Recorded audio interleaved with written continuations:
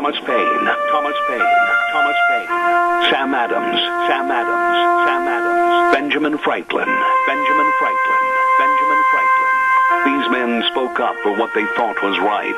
From their courage came such documents as the Declaration of Independence and the Constitution of the United States. From their willingness to speak what was sometimes unpopular but right, we enjoy such liberties as freedom of speech, the right to keep and bear arms, and freedom of religion. There are those who still wish to oppress our freedoms, and there are still patriots willing to stand up and defend life, liberty, and the pursuit of happiness. Men like Zeb Bell, who honor our founding fathers and what they stood for. It's now time for Zeb at the Ranch, speaking up and defending your freedoms. Brought to you by Magic Valley Les Schwab Tire Centers and all of the other great advertisers on the program. And now, Zeb Bell. If it was a sin and wrong 100 years ago, it's still a sin and wrong today. Let's not water down the gospel for this so-called offended generation. Grow up. Good morning, everybody. Here comes Kate Smith and God Bless America, followed by a real-life patriot with our Pledge of Allegiance. Good morning. And a good morning to you and yours. I'm Zeb Bell, and welcome to my studio. Zeb at the Ranch, brought to you by our major sponsor, Magic Valley Les Schwab Tire Centers. All 7 locations, and it's tire changing time. You better believe it. Get in there for the best of tires and the best of service to you. You better believe it. Les Schwab Tire Centers. All 7 of them right here in the Magic Valley. And, of course, don't forget Burley Physical Therapy and Rehabilitation. That's 1263 Bennett Avenue, Suite 2 in Burley, helping you get back to being you. Right now, let's go to the phone line and have our Pledge of Allegiance with a Patriot. Good morning. Good morning. I pledge allegiance to the flag of the United States of America and to the republic for which it stands, one nation under God, indivisible, with liberty and justice for all. Thank you, and I mean that. Thank you very much. And right now, let's skedaddle to the weather. And the weather brought to you by K&R Rental. Hello, Roger, at 256 South, 600 west of Hayburn. And believe me, they've got all the equipment to blow out those sprinkler systems and pipes, and they got all your equipment to kind of winterize your garden and get it ready for next spring.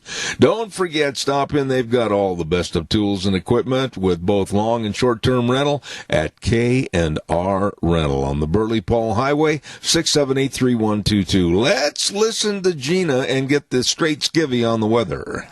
Winds are picking up for today, and it looks like we're going to get cold for the weekend. Here's a look at your weather forecast.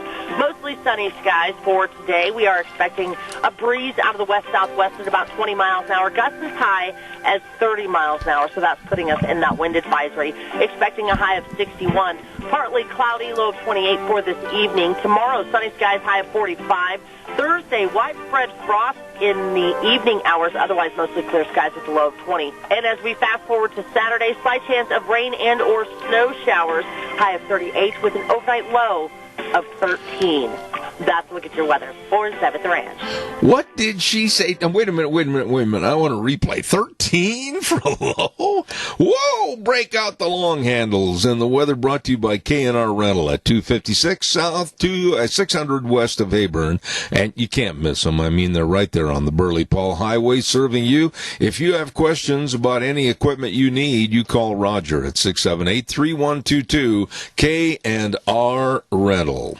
By the way, go vote. We, the people, have the civic obligation to choose our leadership. Be sure and vote for the candidate of your choice on November 3rd. This message paid by the re-elect District 27 representative, our friend Fred Wood, and the committee, Steve Westfall, treasurer. Absolutely.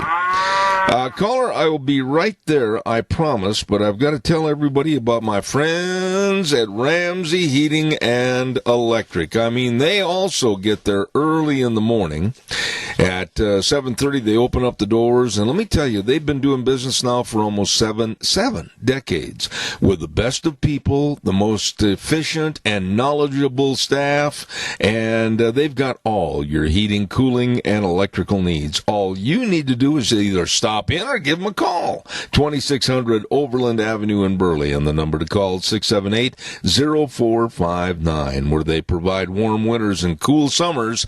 Ramsey Heating and Electric. Caller, you are on the air. Good morning. Good morning, Viv, to you and Deanne. Thank you. May the best be with her today. I appreciate that. Thank you. What can I do for you? I am really concerned, Viv, really concerned about this election. I think what's going to happen, and I'm not predicting gloom or anything, but I predict that Donald Trump will win the election on Tuesday night. But when they get done counting these ballots, I'm afraid Joe will be the winner. Okay, I'm going to say this. I'm just going to say this, Keith, and I know you're not trying to sound like a prophet of doom and gloom. You're being a realist. I also am very concerned about this election.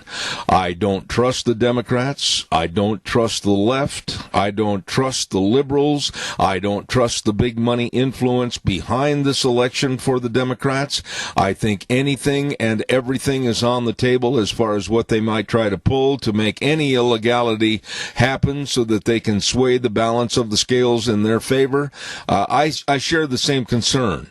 And I don't know. I've never had a feeling like this before. In all the years that I've been voting, I've never felt more, I've never felt like it was more ominous than it is this time. Well, you're just like me. You can see this happening right before our eyes. And this mail-in voting, years ago, we had what we called absentee ballots. That's if you were a truck driver or you were going to be away from your polling place too far to vote. That's what that was for, so you could do it in advance. Yeah. But whoever dreamed up this mail-in thing, I'm getting mail, I think it was yesterday or the day before, here in Idaho. We're doing the same stupid thing. Well, I'll tell you what, as far as the mail-in voting, as far as the early voting, I am against it. I don't care who's in favor of it. I don't care what county clerk is in favor of it. I don't like it. I don't trust it. As a matter of fact, we're going to have kind of a recap on what's going on here in the Magic Valley, primarily in Cassia County next Monday. We're going to have Joe Larson back on our program, and I'm with you. I just have a really kind of a gut feeling of fear and trepidation about what's going to happen at this election. Keith, I got to run and do a commercial. Thank you. Thank you very much. God bless you. All right, sir. Thank you, and you too. Denny's Restaurant. Hello, Thomas at 611 North Overland in Burley, and Michelle and all the staff. That Michelle, is one of the sweetest, nicest ladies you could ever be around. And they really care. They care about your experience of dining at Denny's Restaurant. That's right, delicious food, all the menu choices, fantastic. And, of course, whether you're in there for breakfast, lunch, or dinner, or desserts, or any time, all the time, the food is really, really good at America's Diner. Denny's Restaurant, 611 North Overland in Burley. And I suggest that you take your friends and neighbors in there today. Really good, folks. Want to remind you, too, that we're in election season. And by the way, may I say, calls are welcome, 436-2244, 1-866-927-4587. Clark Kaufman asks for your vote to re-elect him as Idaho State Representative, District C, 25B. Even more, Clark wants you to get out and exercise your right to vote. Clark Kaufman has served Idaho well since 2012, serving you, serving all of Idaho. In order to logically keep our voices heard, Clark encourages you to vote yes on the constitutional amendment Amendment, changing the language to simply require the legislature to consist of 35 districts. Let's do all our part. Get out and vote. Paid for by the committee to re-elect Clark Kaufman for House 25B. Debbie Kaufman, Treasurer. One more good word. Oh, I tell you what I'm going to do. I've got to get this in. We have a dear friend to this program, and he has been such a good friend to me, and I just want to wish him a very happy birthday, and that's Ray Bagby. And Ray is, I don't know why he isn't sought after by all of Hollywood to really be kind of an overseer of any of the Westerns, that involved scenes where they were pulling stagecoaches or wagons or whatever. He knows. And when you want to get reality involved in a motion picture, there's only one man, in my opinion, to call, and that's Ray Bagby. I mean, he could have really been an asset on a lot of major Western movies, and I just think his knowledge, he is unsurpassed. And happy birthday to Ray Bagby today. Caller, I'll be right there. I want to remind everybody, too, about Dino's Septic Service. Oh, they do the job that you and I don't want to do. No, you don't want to be standing out there pumping a septic tank. You don't want to be involved in the liquid waste removal or the sewer and sink drain line cleaning. No. They do. Dino's Septic Service, they've got all the latest equipment, and they can handle the job for you. Fast, fair, friendly people ready to help you. And they want to remind you, blow out those water lines before Thanksgiving. We're going to have cold. It's going to get down to 13 maybe this weekend. You better hurry and get it done. Call Dino's Septic Service in Rupert at 436-6526, Burley 678-1638, and Twin Falls 735-8281. Dino's Septic Service. Caller, good morning to you. Good morning, Zeb. Hey, what I'm looking at is about 3 or 4 weeks after the election, we may find out who is president.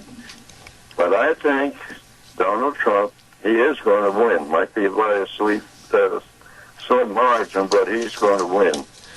And all these people out there who have voted for Donald Trump are going to rise up, and you are going to see problems for the Democratic Party. I hope. This is going to be another, well, you might say a gunless revolution in this country, and it's coming. I am so fed up with the acceptance and the non-punishment of people on the left that burn and loot and destroy and curse and defame. They're a bunch of sleaze vermin as far as I'm concerned, and they need their comeuppance. And these people that are out there rioting don't understand that they are being used by the enemies of this country, both enemies from within and without our country. I couldn't agree more. And when they are no longer needed, they're going to be treated like garbage. Yeah. No, I do look at this election, like I said a moment ago to Keith. I look at it with great trepidation. I think that you are right that I hope we know on Tuesday night, November 3rd, who our president is going to be. But, man, have I got some worries and fears about what kind of negativity, what kind of illegalities the left is going to try to pull, Tony. Oh, I know that. They're a bunch of snaky bunch. They have no care about where this country's going until they lose it. And there's not going to be any getting this country back if we lose it. Unfortunately, my dear friend that I think the world of, I think you are right. And I'm worried. I really am worried. Tony, go give Mary a big hug. Have another cup of coffee. Okay. All right, buddy. Thank you very, very much. Calls welcome, 436-2244, 1-866-927-4587. I talked to a really high-ranking Republican the other day, and I was amazed at how the feelings of insecurity And feelings of, wow, what are they going to do next? Feelings of, man, they're going to hit us with a right cross or a left hook. I mean, this gentleman kind of shared the same feelings I had as far as no trust for the Democratic left. None. Because of their absolutely craven wanting to take over complete power of this country in any way they can. Caller, stand by. I will be right there. I want to remind everybody about Sophie's Cookies. On Mondays at 8:30, we give away a dozen cookies to Sophie's Chatterbox, a great restaurant and a wonderful bakery at 530 East Street in Rupert. Don't forget, every Monday at 8:30, you answer the trivia question, and you'll win the cookies from Sophie's Chatterbox. Caller, good morning. You're on the air. Zeb, I noticed here just maybe yesterday is they're mentioning that Donald Trump trying to do business with the Chinese. And if you don't go out and into the world and try to do business, you can't call the kettle black, honestly. And that's what Donald Trump has done with the Chinese. And that's the way I'm looking at that. All I'm going to say is that with Hunter Biden and Joe Biden, I'm 73 years old, and never in my adult life have I seen a news story that could involve graft and money corruption with political officials like the Bidens be overlooked and discarded by the major news media. And the egg is on their face. We are seeing a media that is completely, almost, I'll say 95% in the tank for Joe Biden to be elected as president, regardless of the crimes that have been committed. And this has gone on for times past, and it's good to have a president in there that has done business throughout the world. I agree. And, I don't care about Trump's personality, Earl. I don't care if he offends people. I don't care if he says things that maybe shouldn't be said. The proof is in the pudding as to what happens for the United States of America, our national security, our economy, everything else. That's what I care about. Donald Trump, I don't care if he wears a clown outfit to the Oval Office. He can dog sure get the job done, and I'm sick and tired of all the criticism. Yeah, and people got to realize that this is a man that's done a lot of business, and it involves this country, and seen the handing over of our technology out throughout the world, and this has got to come to a stop. And I think the population of this nation realizes that, or at least part of it. Yeah. And it's got to come to an end. I agree. And by the way, may I insert something to you on a personal note, Earl? I owe you an apology last night. You called me. I said I would call you back. And then about an hour later, I said to Deanne, who was I supposed to call back? And we both scratched our heads. So I apologize. You're welcome to call anytime. There's a fellow going to deliver some coal up here for the winter and today. So whenever you get off the show there, give me a buzz. It's just something I wanted to add. All right, Earl. God bless you, the man on the mountain this morning. Thank you so much. I appreciate it. Thank you.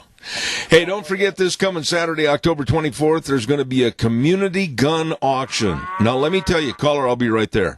This is managed by the Bennett Boys Auction Service, and they are going to have rifles, shotguns, revolvers, handguns, gun cabinets, reloading equipment, everything.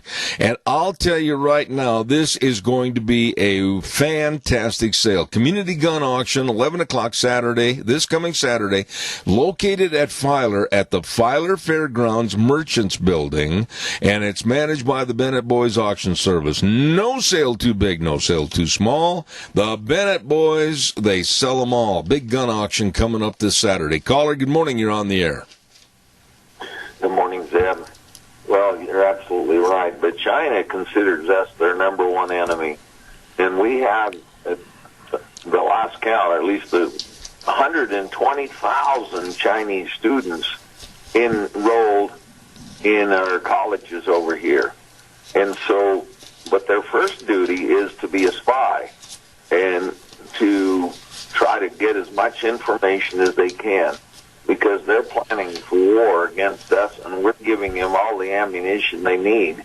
And then it just come out that Facebook hires a whole bunch of Chinese nationals so they can censor patriotic posts on Facebook. Hold on a second, Adrian. They've infiltrated, and then you see Joe Biden and Hunter with their deals with China and Russia and others.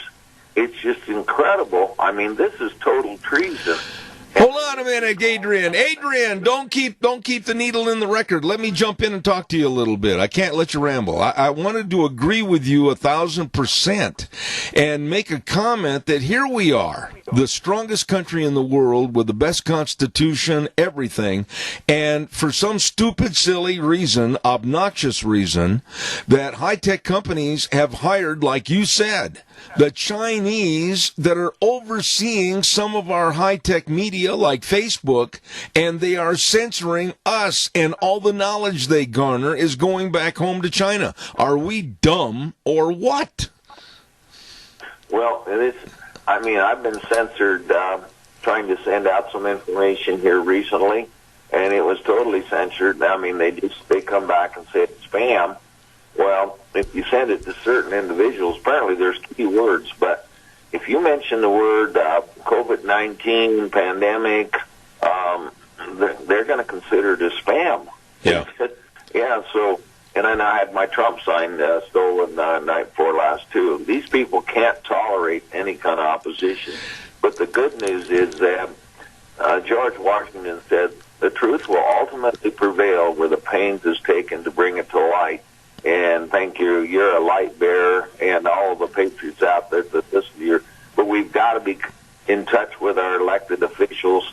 Now there's a push to have a mandatory mask situation here in the States, and things of that nature. But the Chinese, when we allowed them or voted them into the World Health Organization, well, yeah, they control the World Health Organization, but the World Trade Organization, in about 2000, they've been eating our lunch ever since. Yep. Our trade deficit with China is still, I think, about $500 billion, $500 billion plus dollars of all of that Chinese stuff still coming in here. They make our medicine. I got to run. I've got to run. I agree with you. I agree with Hey, whoa. Stop the horse for a minute. I got to run, Adrian. I got a hard break at the bottom of the hour.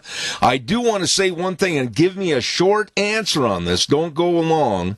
You know, when they talk about mask mandates, really they haven't been definitive. Are they going to tell you and I that we have to wear a mask the minute we walk out our front door, regardless of where we are? If that's the case... Yeah. And it's just that, as I pointed out, I think California Health Department, people were putting on these masks thinking they were protected against smoke because there's so many fires, and they said, well, that doesn't work because smoke particles go right through. That's right. And the COVID-19 virus is a third the size of smoke particles. They're worthless. It's just a matter of control. And we got to get hold of the governor yet, 334-2100, and say, stop this nonsense and don't bow down to all of this. And, of course, the editorials from the Statesman are right in the Times News this morning. Okay, I got to go, Adrian. I said I had to have a short answer, and I do. I'm under time constraints, and I appreciate it. And keep the truth rolling. I will. Thanks, Deb. All right, thank you. Yeah, I'm dictated to by the clock, so everything he said is correct. It's absolutely correct. I am not in favor. You know, when they say, well, we should have a definite mask mandate, it was in the paper this morning, and it was from an article that was printed and put out by the Idaho Statesman. And first of all, I don't like anybody telling me what to do. And mask mandates, I have heard rumors that they're saying that they want you to wear a mask even in your home and when you step out your front door and when you go to your barn or whatever. That is not going to happen. Caller, I will be right with you. Please bear with me. I want to remind everybody, vote November 3rd, and be sure to vote yes for the levy increase for the Rock Creek Fire District. They are always there to serve us. Now let's help them. Vote yes for the Rock Creek Fire District levy, paid for by the Rock Creek Firefighters Association. One other thing I want to mention to you real quick before we take that call is Berry Equipment and Rental.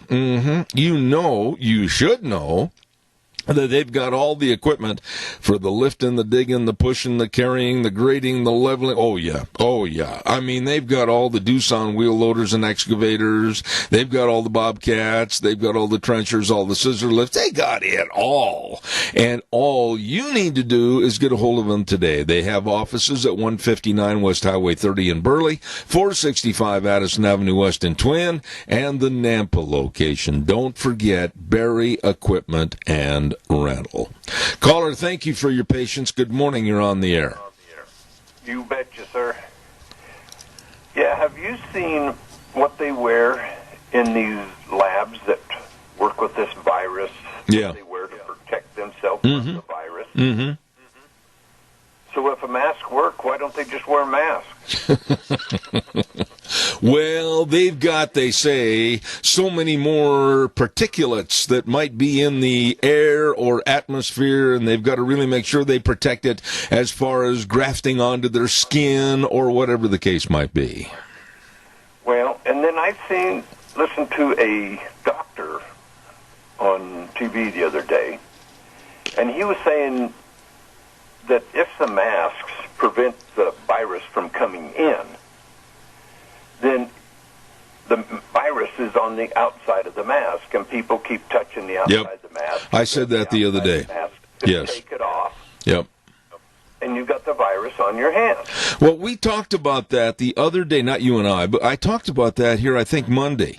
It just doesn't make any sense to me, mask, everywhere you go. Okay, so you're standing in line at the grocery store, you're adhering to the mask wearing, and all of a sudden there's a clown looking for a circus that turns his head, coughs right in your face, and, well, you've got a mask on. But the particulate matter is going to be on the outside of your mask, and you're going to go out to your car, reach up, touch your mask, and put it over the sun visor, and then you're going to scratch your face or whatever, and you're just absolutely helping the problem. Exactly. That's exactly it. I mean, the reason they wear masks in the hospitals is for the doctor and the nurses to keep anything they're breathing out off of the patient. They're not trying to protect themselves from stuff coming in. They're not protecting themselves from stuff from the patient getting to the doctor. I will just say this, Doug, and I'll stand behind my statement. I will wear a mask to protect myself when I go to a store. In Deanne's the same way. I do not want my wife in any way, shape, or form to be exposed to any particulate matter in the air or any virus. I've got to really watch out for her.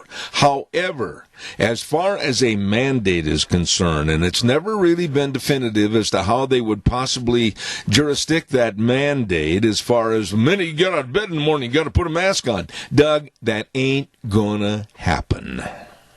No, it's not. We are free in America to make choices. True, we do make some bad choices, but we learn from a bad choice. Yeah.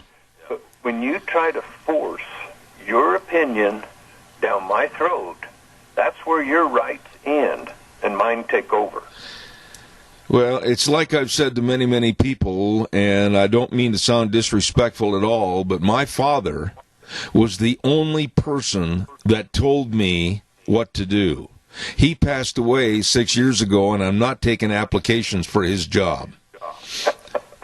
Exactly, sir. And your mother was even dominant over your father. Oh, you'd better believe it. I got to run, buddy. Anyway, you're doing a great job, buddy. Keep up the good work, and I'm so glad that our prayers have been answered with Dan. Oh, that means a lot. That really does mean a lot. Thank you very much. Appreciate that. And that's proven fact that God does answer prayers. He might not give you the answer you want, but he does answer them. Amen. Amen. Thank you. Ladies and gentlemen, go ahead, Doug. I was going to say one quick thing on the mask deal. You know, these people that wear a mask in the car when they're in there alone. Yeah. Is that just to prevent them from licking the windows or what? All right, Doug. Thank you very much. Hey, you forgot your 10-second spiel real quick.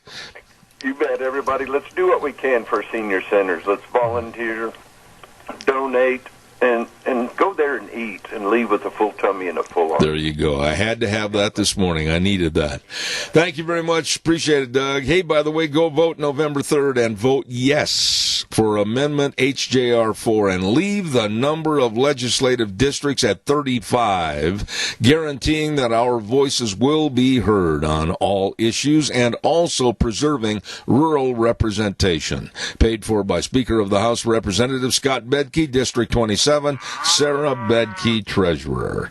Good morning, caller. You're on the air. Good morning.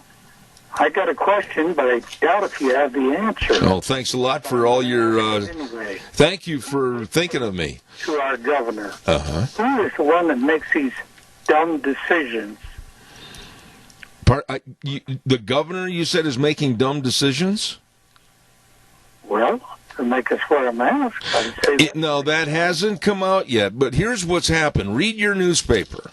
I'm not going to lay blame at anybody's feet, especially the governor, when he doesn't have a negativity necessarily being thrown at him.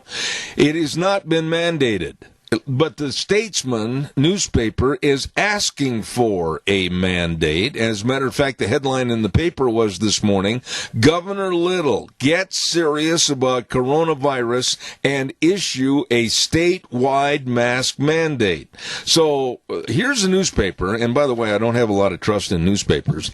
Here's a newspaper asking for a mandate, and I wish somebody would just call me and say what a mask mandate means, where, how long, who, etc. Nobody's really been explaining that, Keith. I realize that, and I'm luckier than you in the respect I cannot read because of my macular degeneration. So I have to rely on people like you or my wife. Well, you know, when people... Been a big help. Well, absolutely. But people are making statements like, why, we need to have another lockdown, which is insane. Why, we need to have a mask mandate. Explain, please, what you want when you say mask mandate. You know, it's easy to throw words out that are going to act in control of people, but they'd better be definitive as to what kind of actions are going to be taken or how. Well, you know, my star on your wall is tilted a little bit. No. So would you straighten that up? No, your star's not tilted. You straighten me up. No, your star is not tilted. I appreciate all your comments. I do. And I think the world of you and Nancy. Thank you so much. And we look forward to hearing from you. Thanks, Keith. I got to run. Thank you very much. You bet. All right. There was a comment made, and it happened in yesterday's program. And it was made by Randy, and I hope Randy's listening and doesn't wait till the last minute to call in. But he was 100% correct in his comment of something that was said by the two football commentators on Fox Football Sunday at the Green Bay and Tampa Bay football game.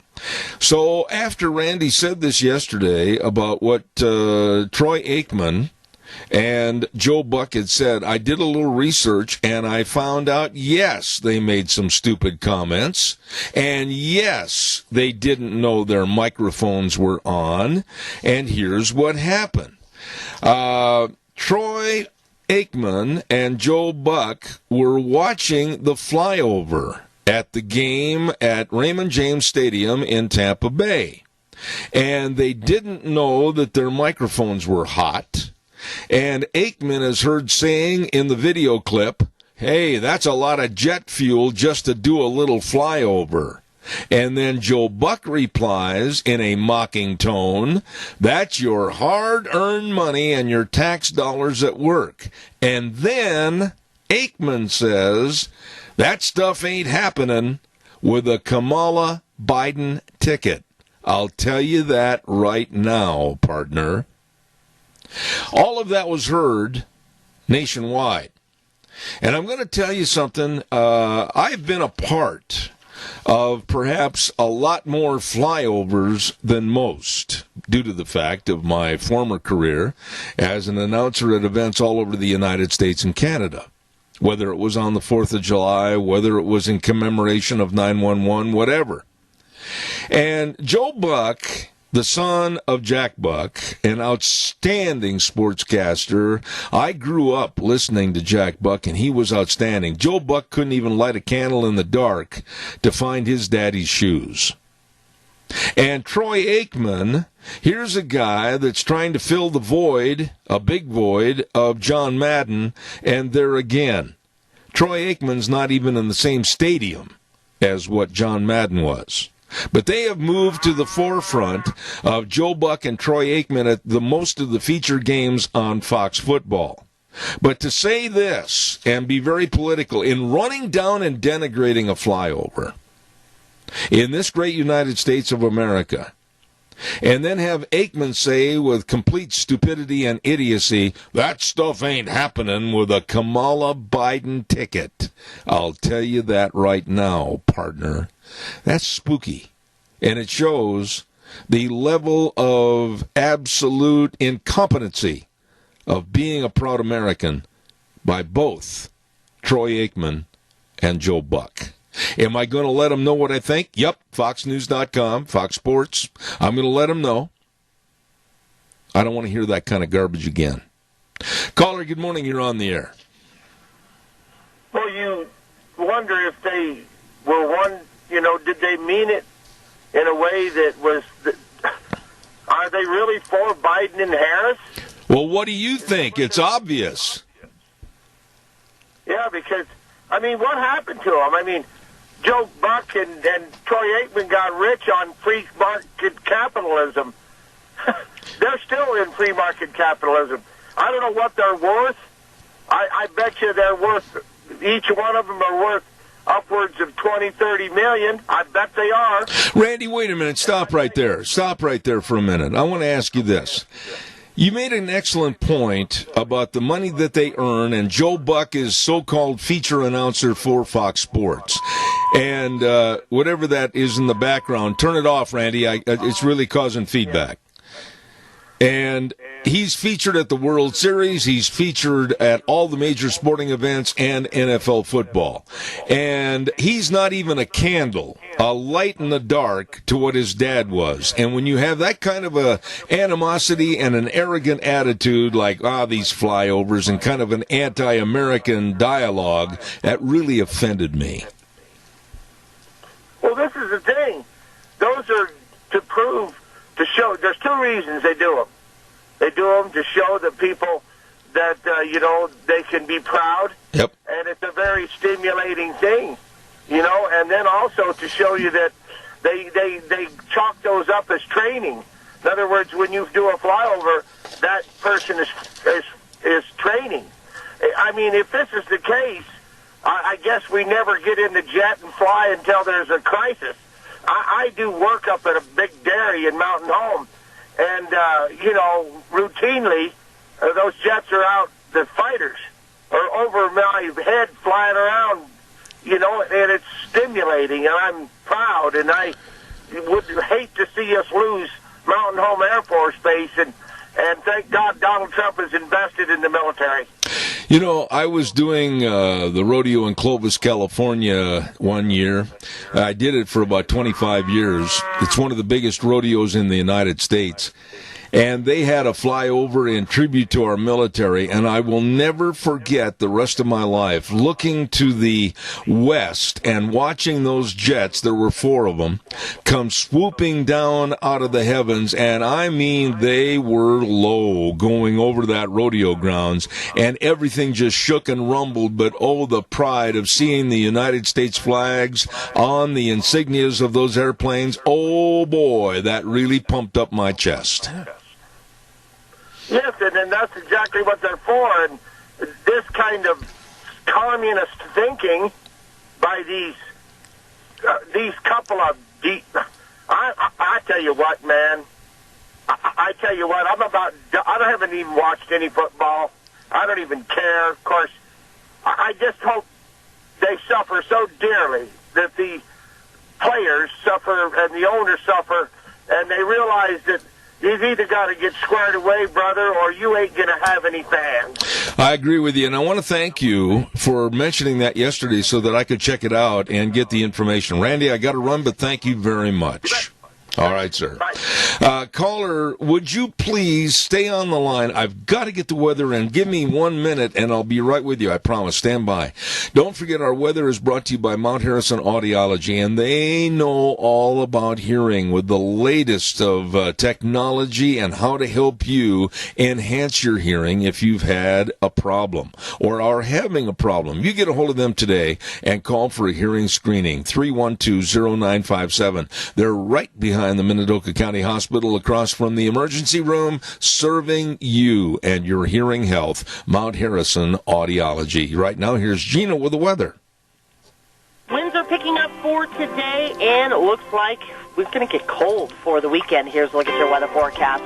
Mostly sunny skies for today. We are expecting a breeze out of the west-southwest at about 20 miles an hour. Gusts as high as 30 miles an hour, so that's putting us in that wind advisory. Expecting a high of 61. Partly cloudy, low of 28 for this evening. Tomorrow, sunny skies, high of 45. Thursday, widespread frost in the evening hours, otherwise mostly clear skies with a low of 20. And as we fast forward to Saturday, slight chance of rain and or snow showers, high of 38 with an overnight low of 13.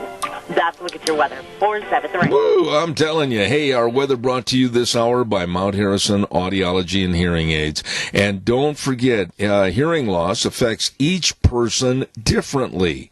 Their expert diagnostic skills can help you and your hearing health. Get a hold of them today. Make an appointment. 312-0957, Mount Harrison Audiology and Hearing Aids. Thank you, caller. You are very patient. Good morning. You're on the air.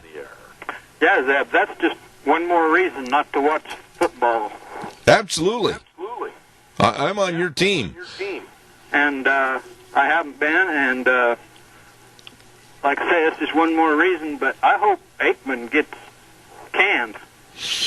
Well, That's what I hope happens. You know, I don't mind, and by the way, Sean, we've got a lot of feedback on this call. Can you help me just a little bit? I don't mind announcers coming out with sometimes opinions, but the way this was worded, and it was kind of subjective to being derogatory against our United States and our military, and then the addition of saying, well, that stuff ain't happening with a Kamala Biden ticket, it was very located to the left, and as far as I'm concerned, Troy Aikman and Joe Buck, they can start stocking shelves at a Walmart for all I care. Yeah, amen. Thanks, Seb. No, God bless you. Thank you. I appreciate your call. Thank you very much. And like I said, I grew up listening to Jack Buck, Joe's father, and that was an announcer. That was a sports announcer that studied the games, whether it was baseball, whether it was football, and really knew how to put the word across, whether it was on TV or on the radio. Joe Buck isn't even a small little flame as to what his dad was. And Troy Aikman, yes, he was a great quarterback in the NFL, but there again, he couldn't handle a flashlight in a coal mine against someone like John Madden in all the years that he teamed up with Pat Summerall. And I just don't have any respect for their opinions that were caught on a live mic. Caller, good morning. You're on the air. Yeah, I sat here and now I have about 4 items, so going through them really quickly. One of them is herd immunity. Sorry, city folk. Herd doesn't mean stay in your little pen. It means get out and mingle. Okay. We're never going to get herd immunity if we're still locked up in our apartments. Stop just a second, lady. I want to ask you a question, and I've got feedback on this call, too. I don't know why. You bring up an excellent point. We're going into the holiday season. We're going into the indoor season. If you think I'm going to stand outside in 13-degree weather wearing a mask going, oh, gee, it's cold outside, no, I'm going to go inside. And they say the susceptibility, which naturally is going to occur with people being indoors. Am I going to cancel Thanksgiving? Am I going to cancel Christmas? No, and nobody's going to tell me to. Yeah, okay. The other one is this. I see people using hand sanitizer every 3 seconds. And back when I was young, we didn't have hand sanitizer, but we had some cousins lived up the road from us. And on a day like today's going to be, they would have to be bundled up like it was dead of winter, and they'd have to go in and wash their hands every 20 minutes, and they were sick all the time. And I'm not joking. I would be outside with no coat and in my bare feet on a day like today, and I was never sick, and neither were my siblings. All I'm going to ask you, my dear lady, please do not ask me to go barefoot. I can't take that. I know there's a lot of people who can't, but I then just found out yesterday that Walmart corporate has put mask mandate back on going into the stores. We went into the Burley Walmart yesterday, and they're going to mask or a veil or whatever, and they had taken it off for about a month. And now corporate says back on. Well, let me ask you this, and I don't mean to sound wishy-washy when I say this. I will wear the mask into a store that is owned and managed by someone else and not me. If they have a requirement of a mask, I will wear one. But as far as a mandate telling me that from the time I get out of bed in the morning until I get in my pickup or on my radio program or anywhere where I'm going outside, I'm not going to be told to wear a mask.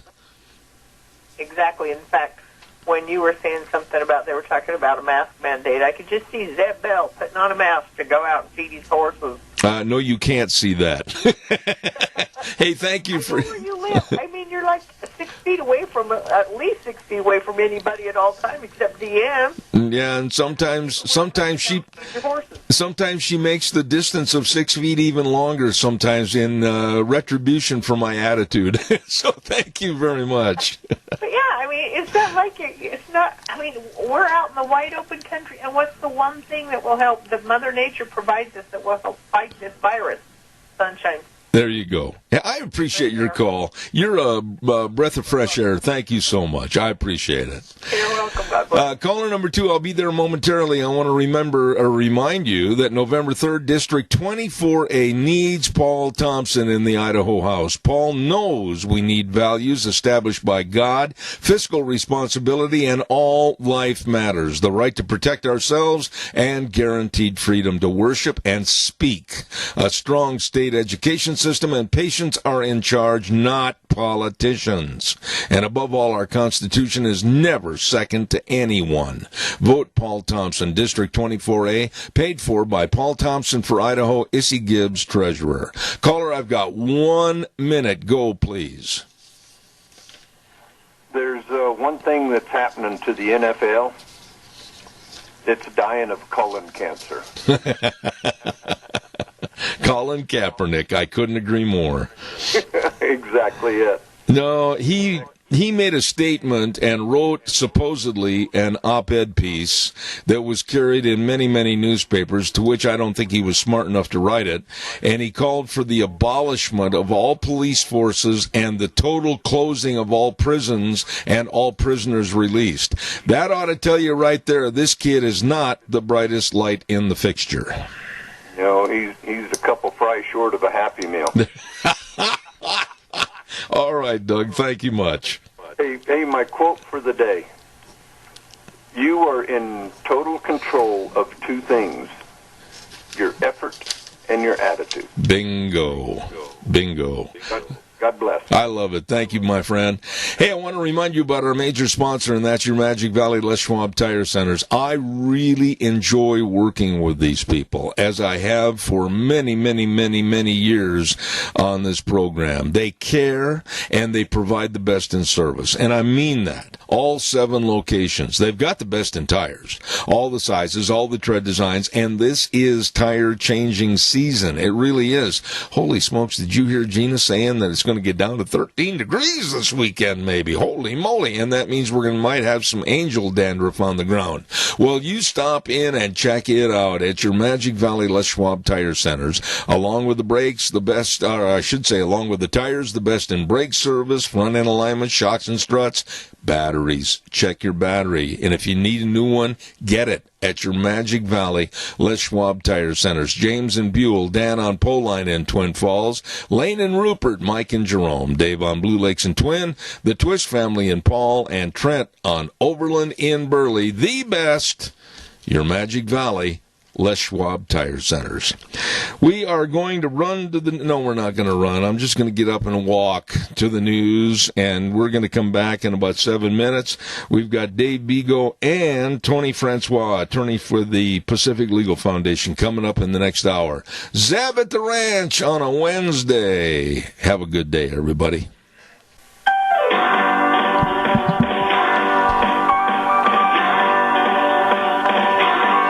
Oh, play that piano on a Wednesday, October 2-1 on the calendar. Zeb at the Ranch, brought to you by our major sponsor, your Magic Valley Les Schwab Tire Centers. All 7 locations serving you with the best in tires. Stop in and see them today.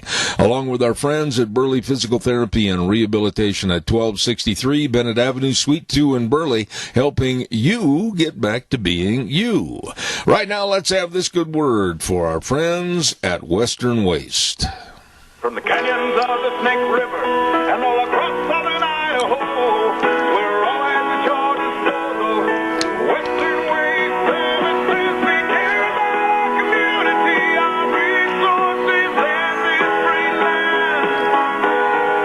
Western Waste Services is lending a hand, always at your disposal.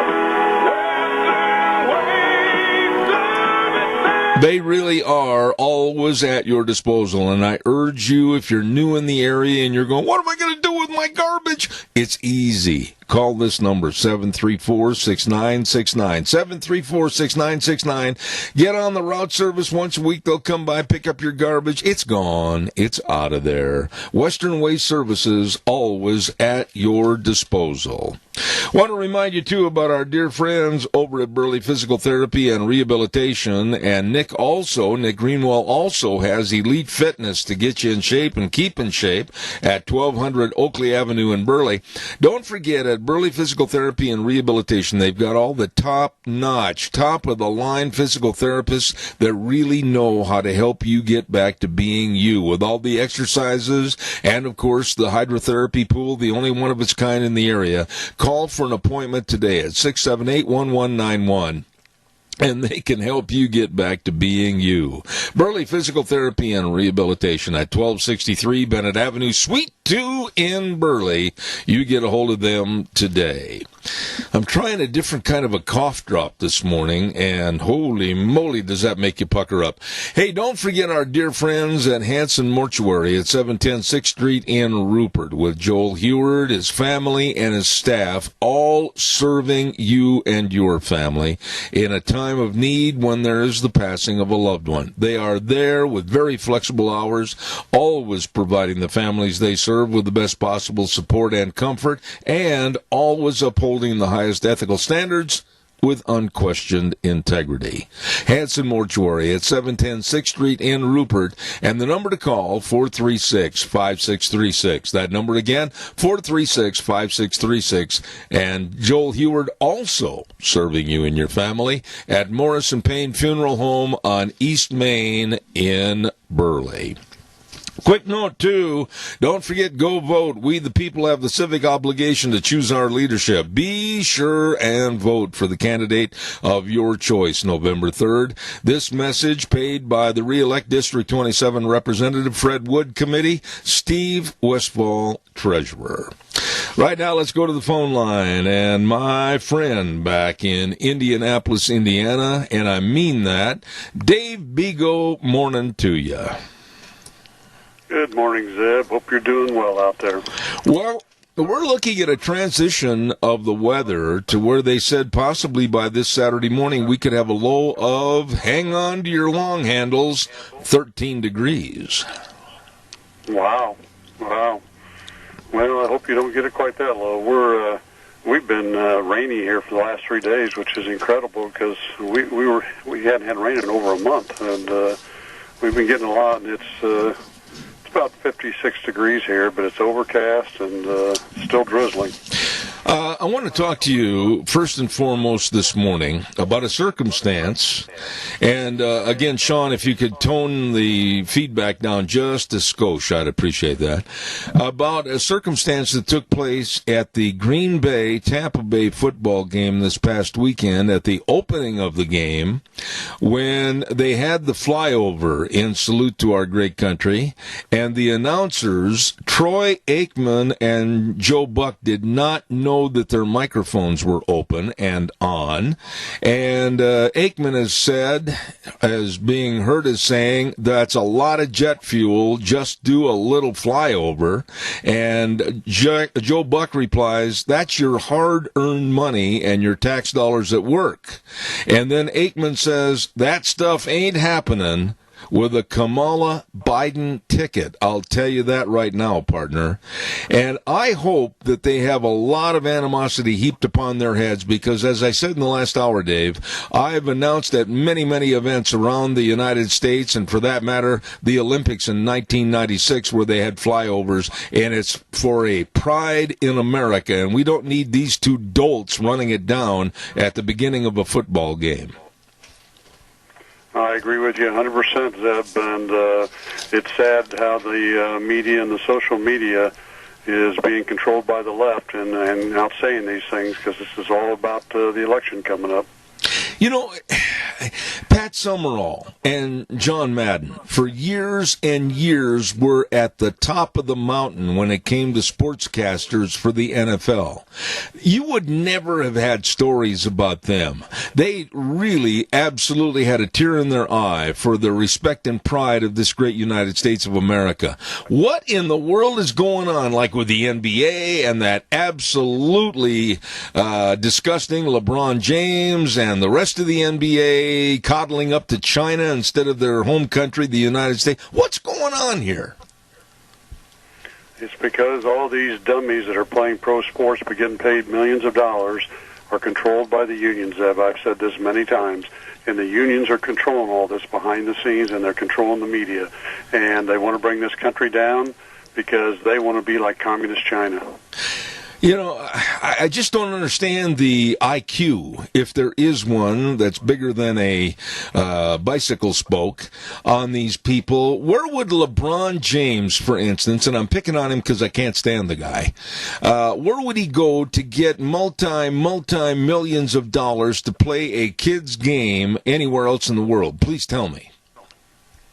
He wouldn't, but these guys, the sports players, most of them are just, they're kind of like bobbleheads. You know, they've gone through and they've moved up in life and made all this money through sports, and they don't have no idea what's going on in the world and understand the difference between a free market capitalistic society and a socialist communist country society. And so they're, you know, it's easy for the union bosses to get into their brains. I mean, it's just, you know, and that's what they do. They go and say, hey, you know, support us on this, and we'll make sure you get more money and you get more of this and more of this. And they go, okay, and they never look into it.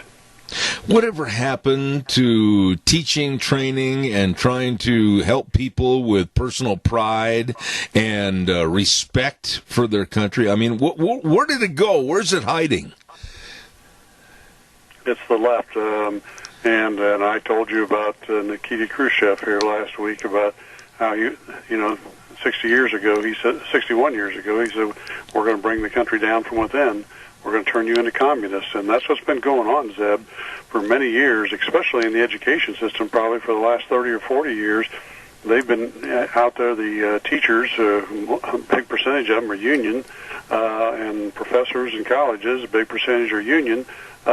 They've been going out and teaching these kids that, what's going on in America is not good for you, and America is not a good place, and you need to grow up being understand that socialism and communism is the way to go to make a bright future for you, and you need to support these people. So they've been getting into our brains, and this is what's happening today, and it's time for the American people to wake up, and they need to talk to their kids, and they need to talk to other people that have got this stuff in their brains, and wake them up to what's really going on. Well, everything you said. The unions and the union bosses and the far left, like Soros and that, they really don't know how to be overly successful in a free market capitalistic society, and they only know how to be successful by controlling us. Absolutely. And I'll tie in another aspect of sports into our problems we have today. I wish this kid would just absolutely take his bushy haircut and leave, and I'm talking about Colin Kaepernick, crybaby millionaire, and he is a crybaby millionaire. He's supposedly, and I'm underlining that word supposedly because I don't think he's bright enough to write that op-ed. He wrote an op-ed that was published all at major papers around the country saying how we need to abolish all police forces and close all prisons and turn all prisoners loose. This supposedly was written by a guy that has the IQ of a hockey puck, but I want your thoughts on Colin Kaepernick. Well, I agree with you 100%. Again, he's one of these that the left have gotten in their brains as they've moved up through school and everything, and even as they're in sports and controlled by the unions and the union bosses, Ev, and I've been through this. They just go to these people all the time and say, you stay with us and support us and where we want this country to go. You're just going to get this and you're going to get that and everything else. And that's what Biden and Kamala Harris are saying to the public out there to get votes is, you're going to get free health care and, freer education and free this and all the stuff that they do. And they do that because people go, wow, that's great. We got to vote for them. I want to ask you this. The delay in the vote count. I mean, yesterday I had a story on my program where the state of Pennsylvania said they're going to give all the mail-in ballots until November 6th to be come in and allowed to be counted for the presidential election. And there are other states that are saying, oh, well, we'll be more lenient. If it's not postmarked on the 3rd, we'll go ahead and take them. Some have said maybe as much as 5 or 6 days or even 2 weeks later. This is just nothing more, in my opinion, to extend the misery of an election that could go very sour and very illegal. What are your thoughts? Well, you're 100% right. And, but it's the left. They control the Democrats, and they're doing all this stuff to make sure the Democrats get elected. They want Trump out of the White House. They want to take over the Senate because they want to control this country and bring it down. And this is what these people do. These are not good people, and the American people need to wake up to the fact that they're not telling them the truth. Dave, we've had just a call come in at the studio, and Sean, we've had some people call and say that we're cutting out. Is everything okay over at the studio? No, everything's not okay. We're trying to track it down. We don't know what's going on. All right. Well, as soon as you find out, let me know. Dave, I wanted to comment a little bit about this, not just a little bit, but a lot, about this computer and the ties to Burisma and the multi-millions of dollars paid to a young man that absolutely hasn't got any knowledge about the oil business or running a business and let go from the military and has absolutely had a chaotic life with drugs, Joe Biden's son Hunter, and all of a sudden the media is not even covering this story. Zev, and again, this goes back. The media is controlled by the unions of the left. Soros, and of course the union that I beat, the SEIU, and if people go on my website, thedevilatourdoorstep.com, and there's a blog in there called Communism at the Highest Level, where I found out that the SEIU are communist, and they march in the streets of California every year with the Communist Party, and actually have their signs marching right next to the Communist Party with their signs. And these are the people that want to bring us down. Can you imagine, and this question is not a unique question, and I'm not the first one to ask it, but this morning early at 4:30, I was listening to a discussion on the television. If the roles and the names were reversed, and it was Donald Trump Jr., and Donald Trump with this situation over the computer and possible ties to another money source that's illegal, can you imagine our whole country would be locked in and absolutely there wouldn't be another news story on the news media?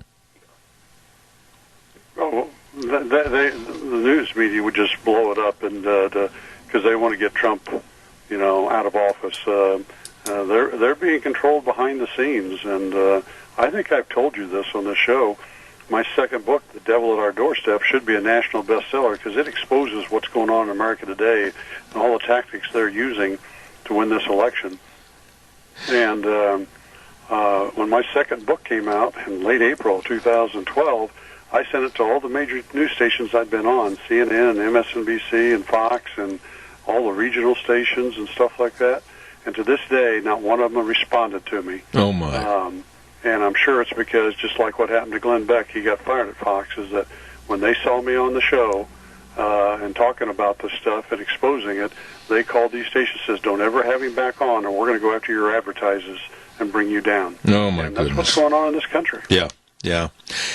I just don't understand. There was another story last night that just absolutely piqued my interest, and it made me so mad and so frustrated because I'm an American. I am proud of this country. To me, America is absolutely number one. Nobody even comes in at a close second. And yet we are hiring, like at Facebook and Twitter and other high-tech social media positions, they're hiring Chinese that are coming in here and they're censoring the material that is fed to us in the United States. And I'm going like my grandmother used to. My German grandmother, she used to go, ay, ay, ay, ay, ay, the stupidity of all this.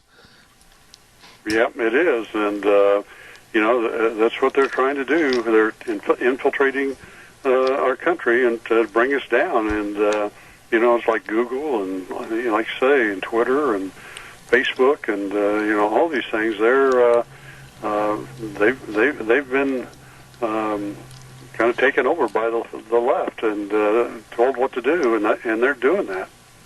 I fear for this election, and I'd like to get your input on this. I don't know, Dave.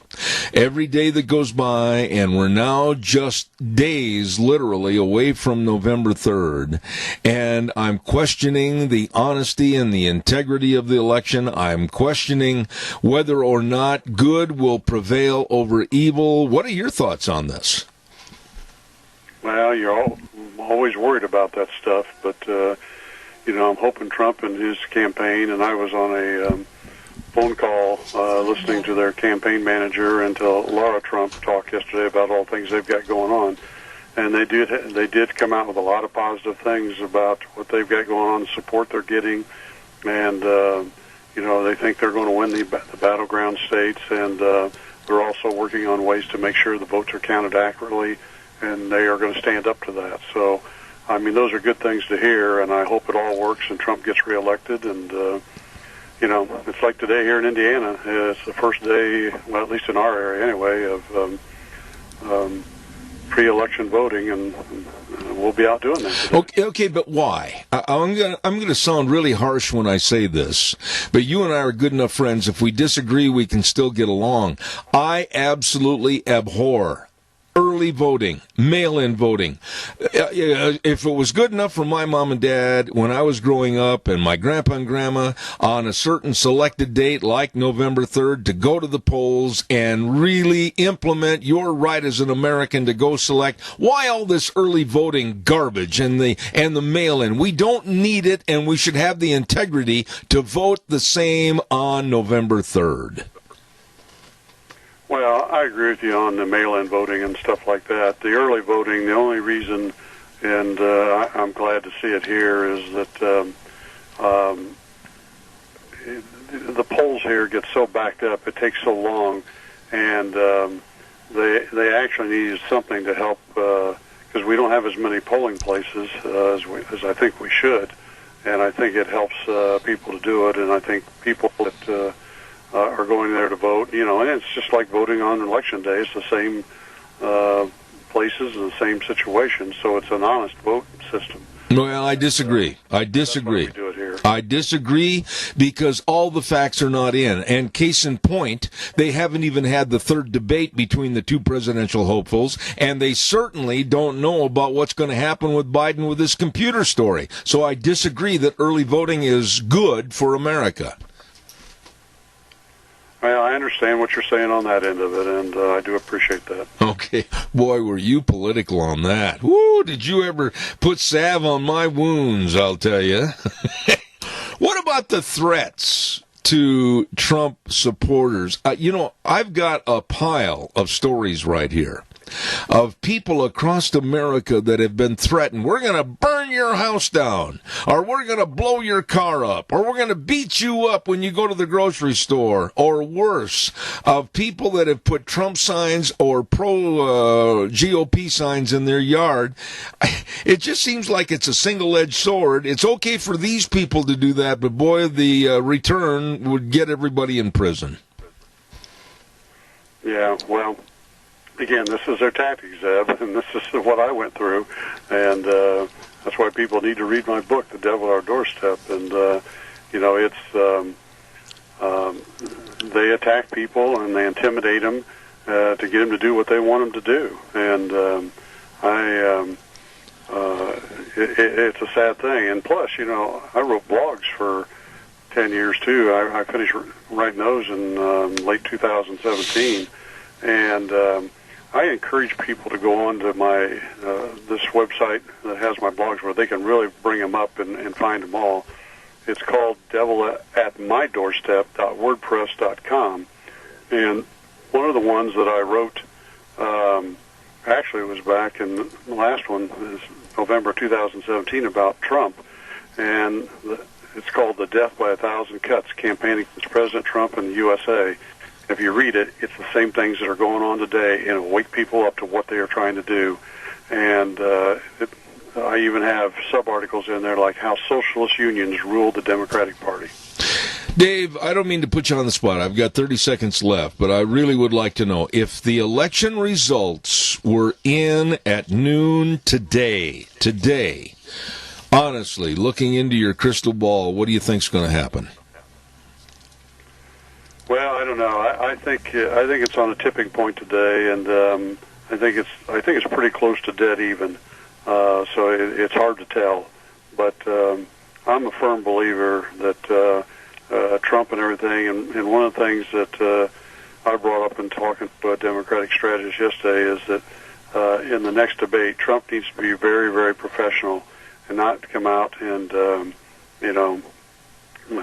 get angry and throw things at Joe Biden, and he needs to be very professional about it, because I found out when I went through all this, that's one of the ways I won. Yeah. Dave, I always appreciate your viewpoint. You're welcome on the show anytime. Dave Bego, the author of The Devil at Our Doorstep, and a good friend. Thank you so much for being on the program.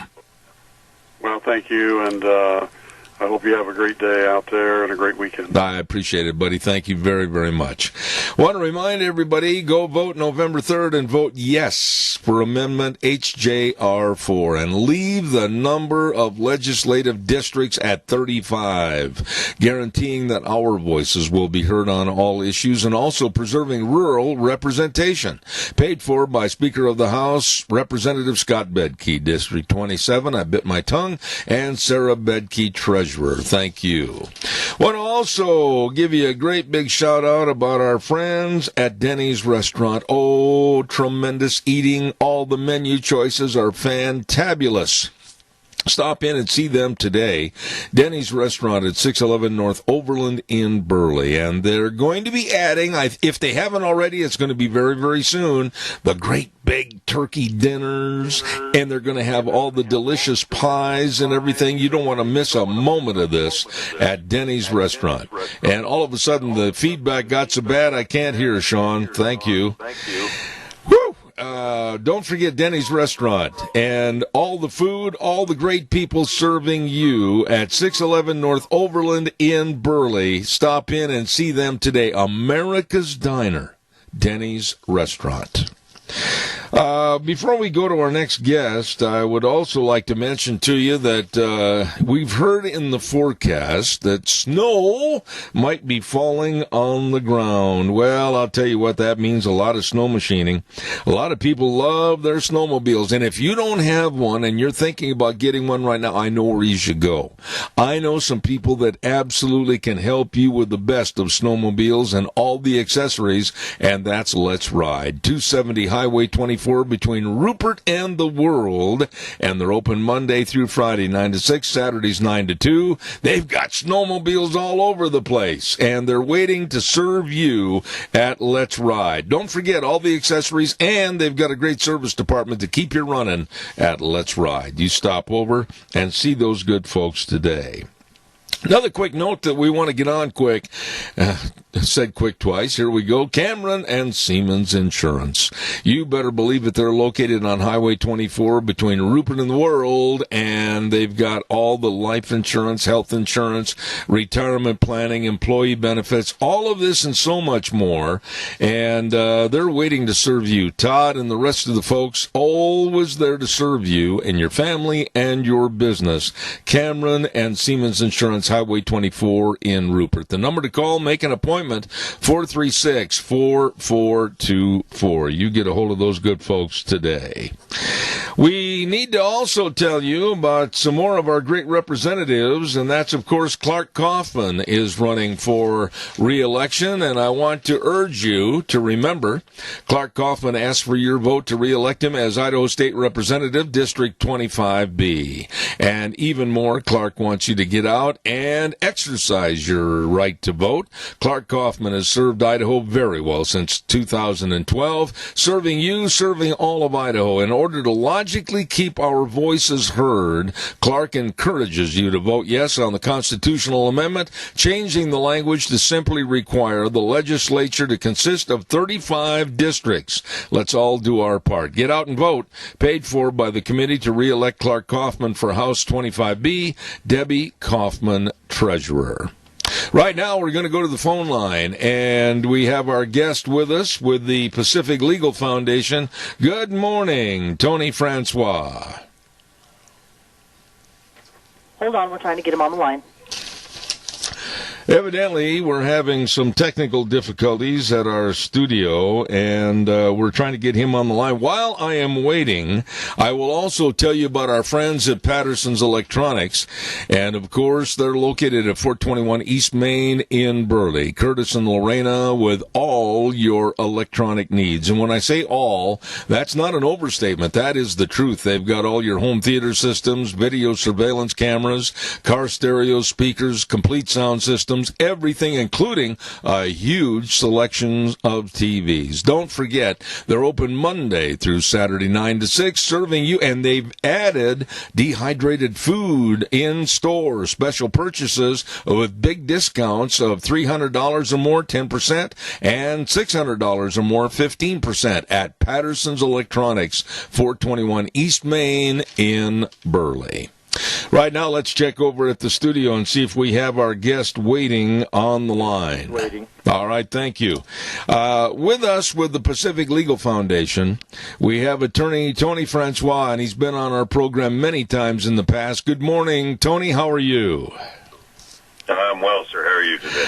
Well, I'm so glad you're on the air because it's been a real sticking in my craw, if you will, whenever we hear about fires and whenever we hear about, global warming, I look back and I point my finger at the mismanagement of federal lands, federal forests that have been allowed to become nothing more than tinderboxes, and I'm going to throw my weight against California and their assertions that it's all global warming and blame them for not managing their forests and their desert land. What are your thoughts? Well, I think the argument that we've heard here in California ad nauseum from Governor Gavin Newsom is that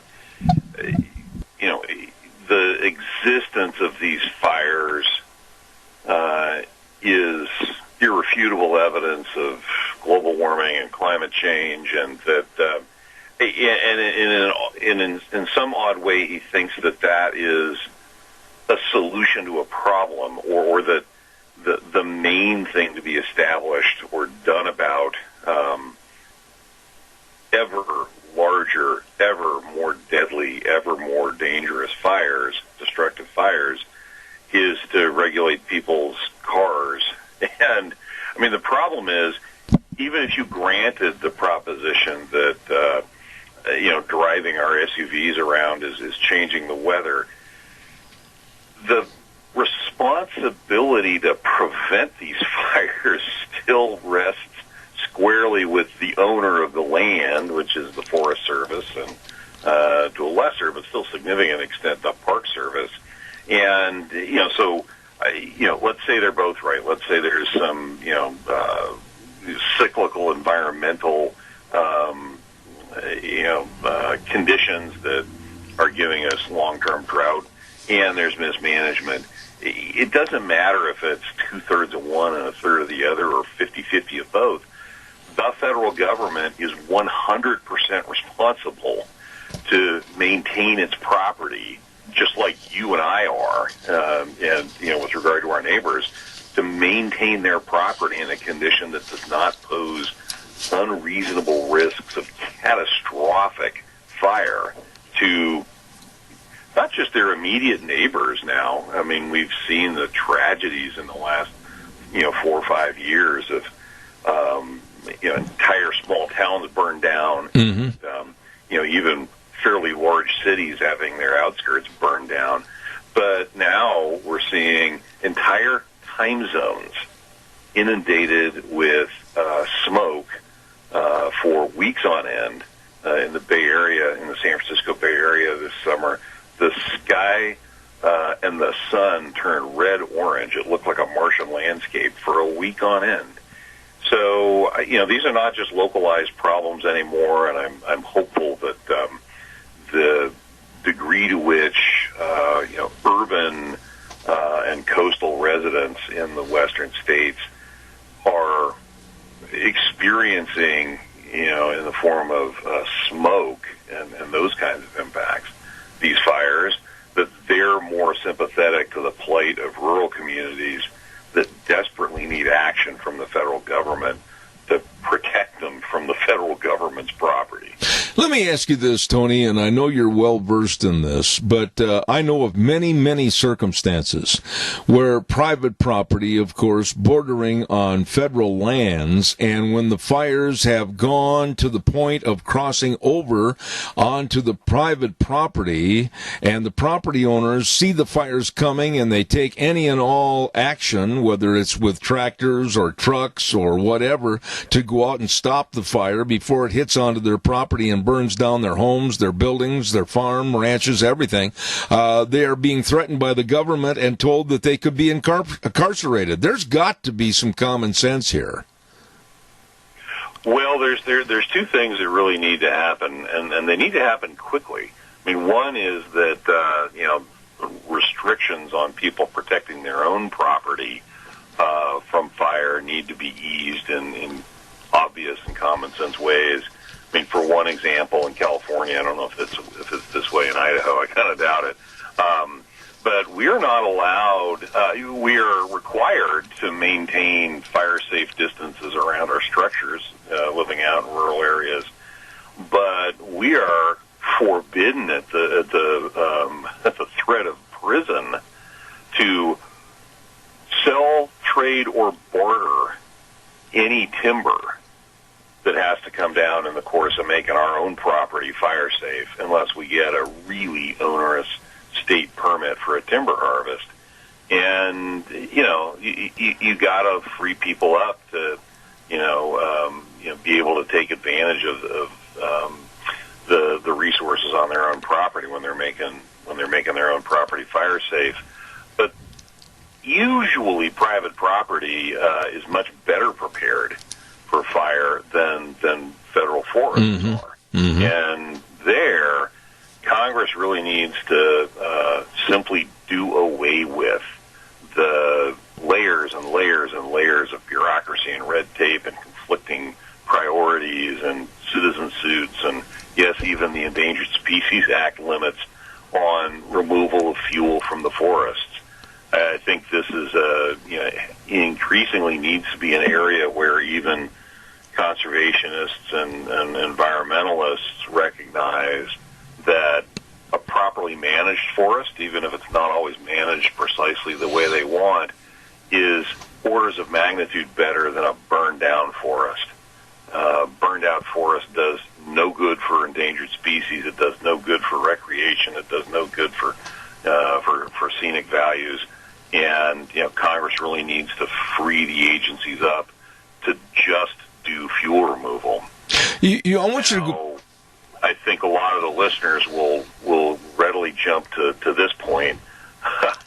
So we have to wait for Congress to rediscover its bipartisan good sense and execute its responsibility. I mean, that's a lot to ask people to expect under these circumstances. Tony, go back a little bit in your conversation and explain to me if I have private property in California. I want to make sure that I understood what you said.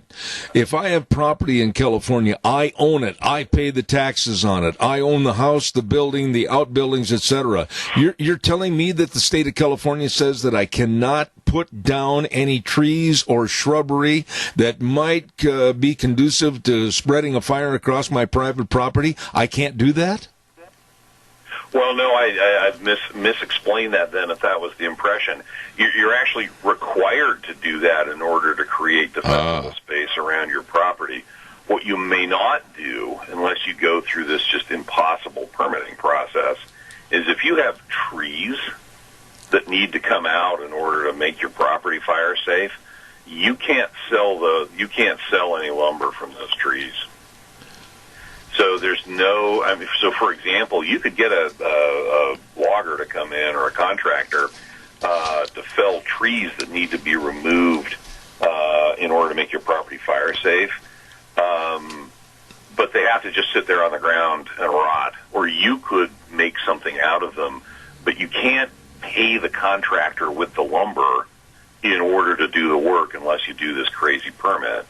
So very few people can actually afford to manage the trees on their property. They can, get at the brush and things like that. But it's one of these, catch-22s that California does all over the place all the time. We expect you to keep your property safe, but we're going to disable you, from having the financial resources to actually do that. What about cities? And, of course, you know California better than I would. I've been there many, many times, announced a lot of rodeos in the state of California. But recently, with the devastating fires and the home loss and the ranch loss, farms lost, and communities, what about getting a lawsuit? Was there a way, or is there a way that they could have been prevented with better fire suppression? I mean, give us kind of an update on what happened down there. Well, many communities around around California, and I think all over the Mountain West, are starting to identify specific risks in the nearby forests to them. I mean, we've had the town of Paradise burned to the ground overnight a couple of years ago. This year, a small town in the Sierras was burned down. Tragically, 2 years into a state-run environmental review process in order to use a grant to reduce its fire risk, while they were waiting for this review process to go through, a fire burned the town down.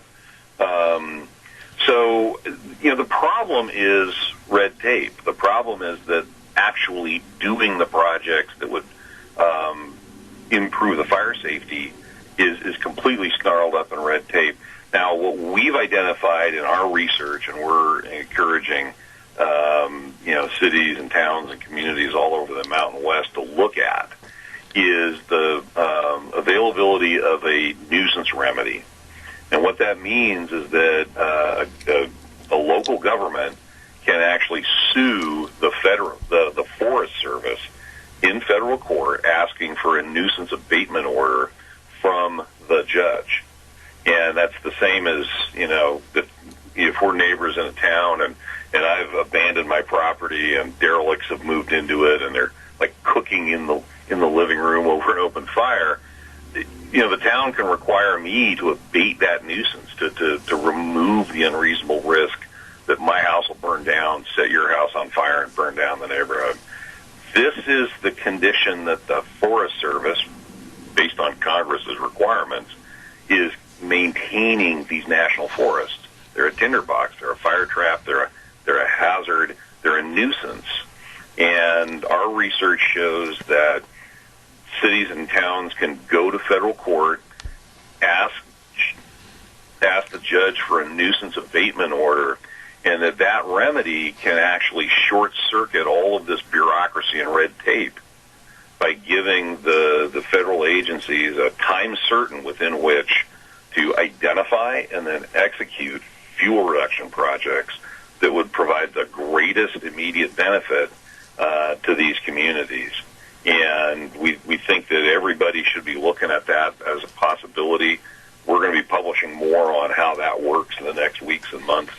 And this is a way for local communities to stop waiting for Congress and being reliant on Congress to do this for them, and actually take this into their own hands and force the federal government to do the right thing.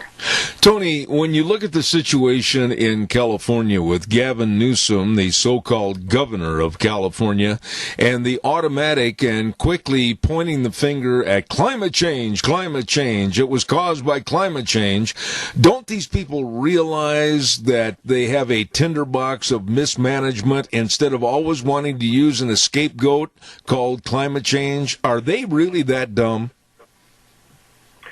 Well, it's hard to really fathom what the motivations are. I think in large part it's been easy for California's political class, which mainly represents the fairly liberal areas of the coast, the San Francisco Bay Area and Los Angeles, which is where all the voters are in California, or two-thirds of them, to simply ignore this because it's somebody else's problem. It's Red County, California's problem. And so to them, it's just not an urgent matter. I do think that is changing. The city of Santa Rosa is part of the San Francisco Bay Area. It's a pretty liberal area. And it's a major urban community at this point in its development. And in 3 of the last 4 years, neighborhoods in the north and northeast corners of Santa Rosa have burned down, some of them twice. Wow. In the last 4 years, as fires have raged across Napa and Sonoma County. And then this year with the smoke inundation, I mean, it's hard to miss. I mean, I watched this with friends of mine on social media who live in the Bay Area, liberal and conservative alike, the distress, I mean, the alarm that people in the Bay Area experienced this year over that smoke inundation. So, right. I do think that there's a reckoning coming, and that politicians like Newsom and others, of whatever, ideological stripe, are going to have to take more proactive measures. But ultimately, most of these lands that are burning are federal lands, and it's going to be up to the federal government, either at Congress's direction and enabling, or at the direction of federal courts under Newsom's lawsuits, to take the action to make these communities safe. This is not an acceptable new normal, and everything about us has to stand up against that proposition. That it cannot be okay that this is just going to be okay for the next 5, 10, 15 years. Tony, we won't have forests left. Absolutely. We'll have a lot of destroyed towns and people killed and livelihoods destroyed and history, erased if we don't take this into our own hands and take action now. Absolutely. Tony, I appreciate you coming on the air this morning and discussing this, and I always look forward to the Pacific Legal Foundation and their representatives coming on the program.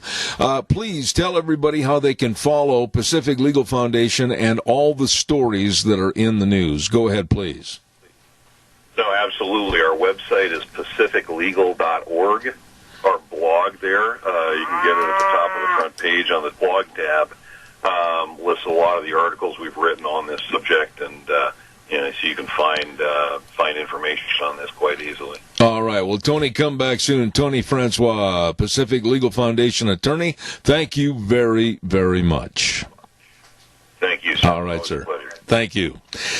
Caller, I'm sorry I just flat ran out of time for any questions for Tony, and I appreciate it. And we're having a lot of phone calls coming in regarding the status of the air quality that's diminished with the faulty equipment, and we're trying to get the problem solved. And as soon as they let me know from the radio station, we're going to keep on broadcasting, and Deanne's going to monitor, and we're going to tell all the listeners, I can't fix it.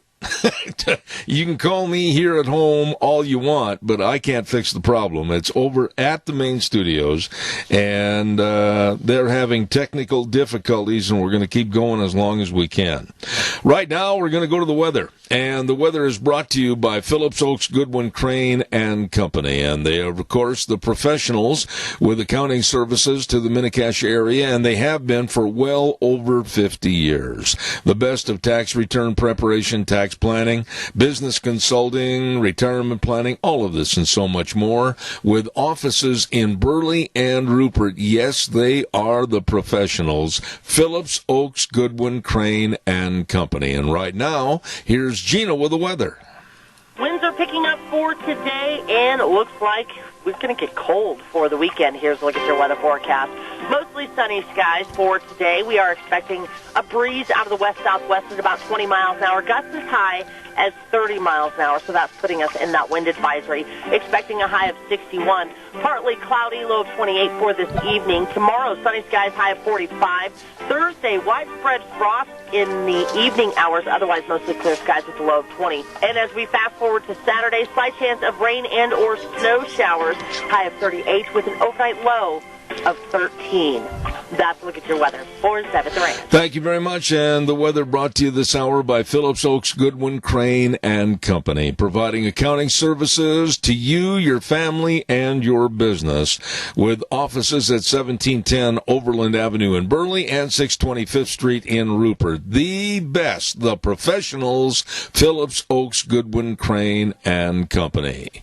Want to also remind you that November 3rd, District 24A needs Paul Thompson in the Idaho House. Paul knows that we need values established by God, fiscal responsibility, and all life matters, the right to protect ourselves, and guaranteed freedom to worship and speak. A strong state education system and patients are in charge, not politicians.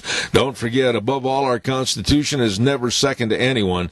Vote Paul Thompson, District 24A, paid for by Paul Thompson for Idaho, Issy Gibbs, Treasurer. Want to remind you, coming up next hour, we're going to have the Fish and Game Report, our monthly little get-together with members of the Idaho Fish and Game, and they're going to be telling us exactly what's going on in their neck of the woods or their part of the desert, so don't miss that. And if you're hungry at noon and looking for a place to go, I know some great places where if you're hungry and starving to death, they can take care of the problem. AC Drive-In at 601 East Main in Burley. Don't forget they've got all the great burgers like that famous Farmer Brown burger, eggnog and pumpkin shakes. Man, that'll knock your boots off delicious. All the kids' meals, everything. And believe me, they're open Monday through Saturday, 11 to 9, and closed on Sundays, serving you with great eating. That's, of course, the AC Drive-In on East Main in Burley. Well, let's move on over right now to Taco Bandito at 2301 Overland in Burley. They've got those delicious pumpkin empanadas. Delicious. Along with all the other great menu choices like the pork burritos, the breakfast burritos, street tacos. It's all there at a great place to stop in with your friends. Taco Bandito, 2301 Overland in Burley. Moving on over to not one but two locations of Burgers Etc. 124 South Oneida in Rupert and 700 Overland in Burley. And they've got the pumpkin shakes and the corn dogs and the burritos. And you know those corn dogs and burritos are only $1.29. You better get on in at Burgers Etc. And believe me, a real helpful staff serving you the best of food at Burgers Etc. in Rupert and Burley. And last but not least, let's head on over to Steve-O's at 290 South, 600 west of Hayburn. Food made the way you love it, with the tasty steaks, the tender fillets, the ribeyes, the tasty sirloins, all of this with great, great people serving you a complete list of great menu choices, and you're going to love it. Monday through Saturday, 11 a.m. to 9 p.m., we're talking about Steve-O's at 290 South, 600 west of Hayburn, and those are just a few great places to go when you're hungry and starving to death. Sean, bring us up to speed as to what's going on over there, if you would. I'm kind of in no man's land here getting all the calls, so tell me what's going on. Well, I've been fielding a lot of phone calls, and what's going on right now is we're having transmitter issues. Okay. They're working on it right now, and we're working through a live feed or a live patch or something like that, so the power's going to be a little bit lower, but at least it's not skipping out. Okay, well, I appreciate the update. Thank you very much. And we're going to send it back over to you now for the next 7 minutes for the CBS News or Fox News. And we'll be back in 7. Don't go away. Zeb at the Ranch.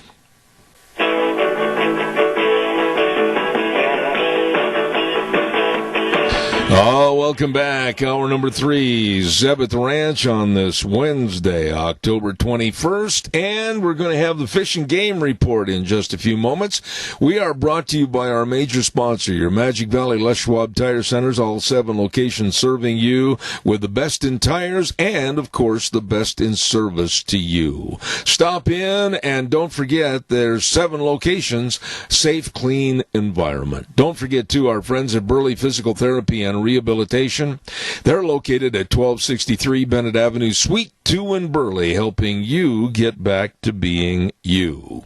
Want to remind you about our friends at 7K Metals. You can help yourself build your own financial security and future through silver purchases that can be sent right to your home. Silver is going up, up, up, up in value. It's a great saving opportunity for you and a valued treasure for your loved ones. I want you to call a couple of friends of mine. Lon Hardy at 312-8699 or Sharon at 430-3259, and they can tell you all about investing in financial security with silver purchases from 7K Metals. You call them today.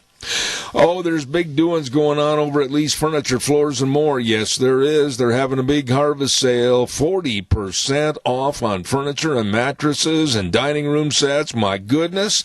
No money down, no interest, up to 48 months on approved credit. You better stop in and see them today. And listen to this. Going to sweeten it up even more. Simmons Beauty Rest mattresses, 50% off. Get the car started. Get on over to 459 Overland in Burley.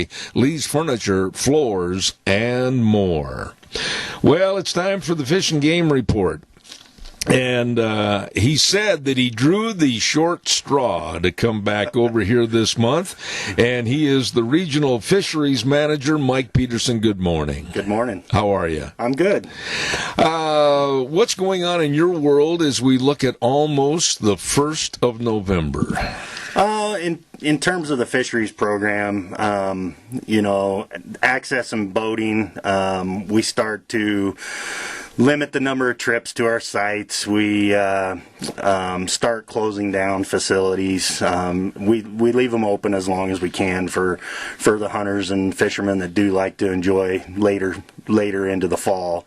And we've got a couple access projects going on. We're in the middle of rebuilding a boat ramp at Magic Reservoir, Lava Point. That one is just about done.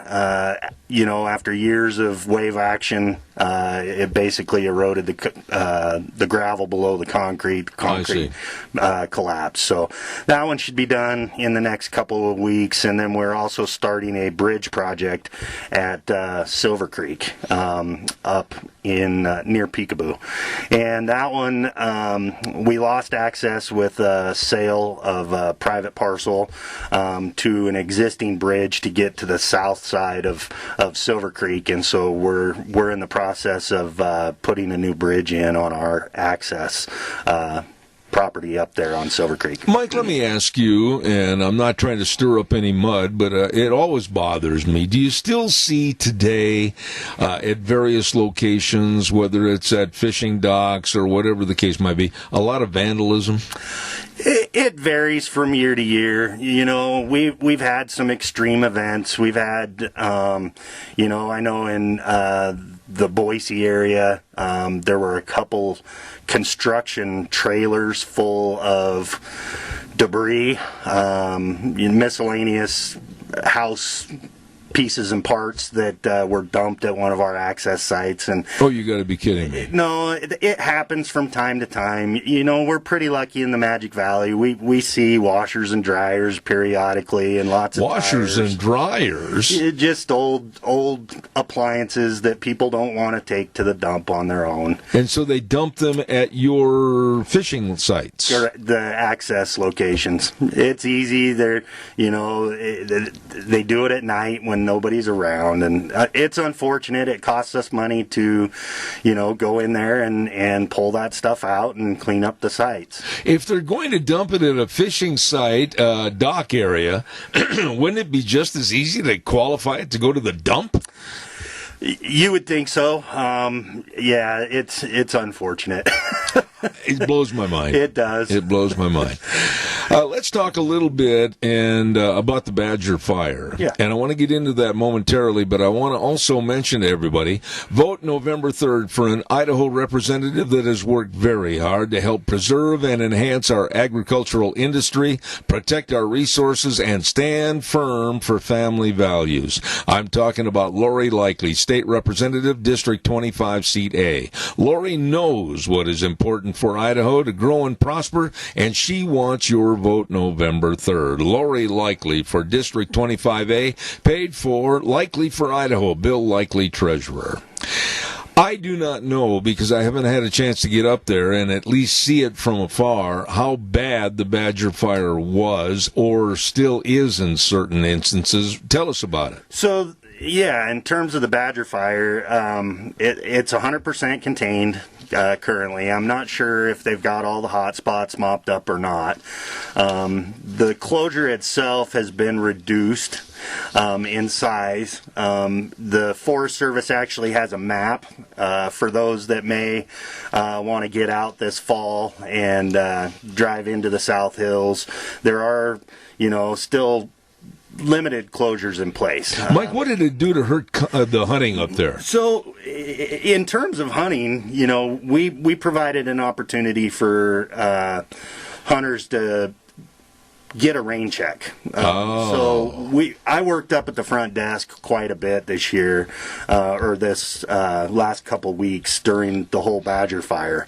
And we had several hundred deer tag holders that came in, a few elk tag holders as well, that wanted to take advantage of the rain check. And basically that means that those tags will be available to them next year instead of this year, as long as they hadn't participated and hunted this year. Oh, I see. Well, dumb question. How can you prove whether they did or not? It's an honor thing. I see. And once the hunt had opened in terms of the deer season, no more rain checks. Was there a lot of loss to the wildlife?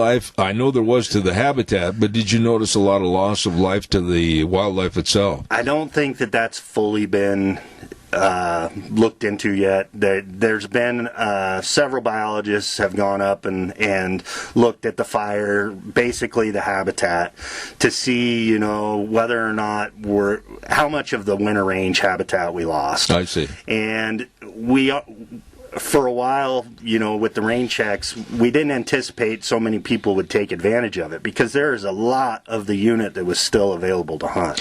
Let me ask you this question, Mike, and I'm interrupting, but I want to get some points in here. With the wildlife leaving the scene, if you will, from the fire, what about the reestablishment of them coming back? Oh, so that'll depend on the severity of the fire. So from what I'm hearing from some of the habitat biologists that have been up on the fire itself, that there's going to be some really good elk habitat. It burnt through some areas fairly quickly, which means the fire wasn't as intense, and so the habitat will rebound fairly quickly.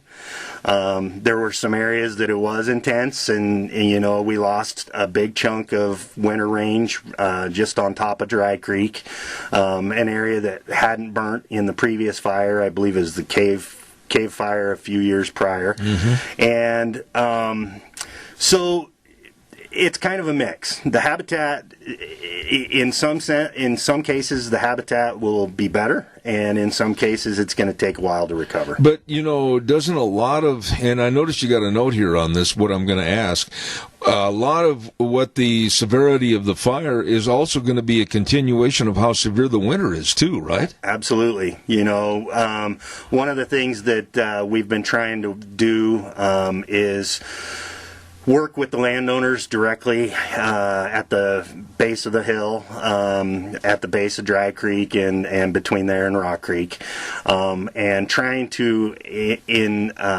work with them to plant lure crops. And by that, like triticale, mm-hmm. Something that will draw the deer or elk down off of the mountain. Did a lot of these hunters, you said like the elk and the deer hunters, got a rain check? What happened to the moose population? Do you have any idea? We don't know. The moose are certainly doing well in the South Hills. That for sure. Some of the habitat that was affected the most was higher in elevation, up Badger Mountain, Bostetter area, and there's a fair number of moose in there. I'm not aware of any mortality or the level of mortality from the fire specifically, and so I think it's still too early to understand how this is going to impact our wildlife population. I'm hearing a bang over there. Is there something loose or whatever? Maybe not. You're not beating on the table. Maybe it's something else I've got here. I'm going to do this good word, and then I want to come back and talk a little bit about the mandatory hunter reports, and we'll talk about that next. With us on the program, a very nice man, Mike Peterson, Regional Fisheries Manager. Like I said, he drew the short straw, and Craig and Terry are sitting out there in the background somewhere mocking him this morning.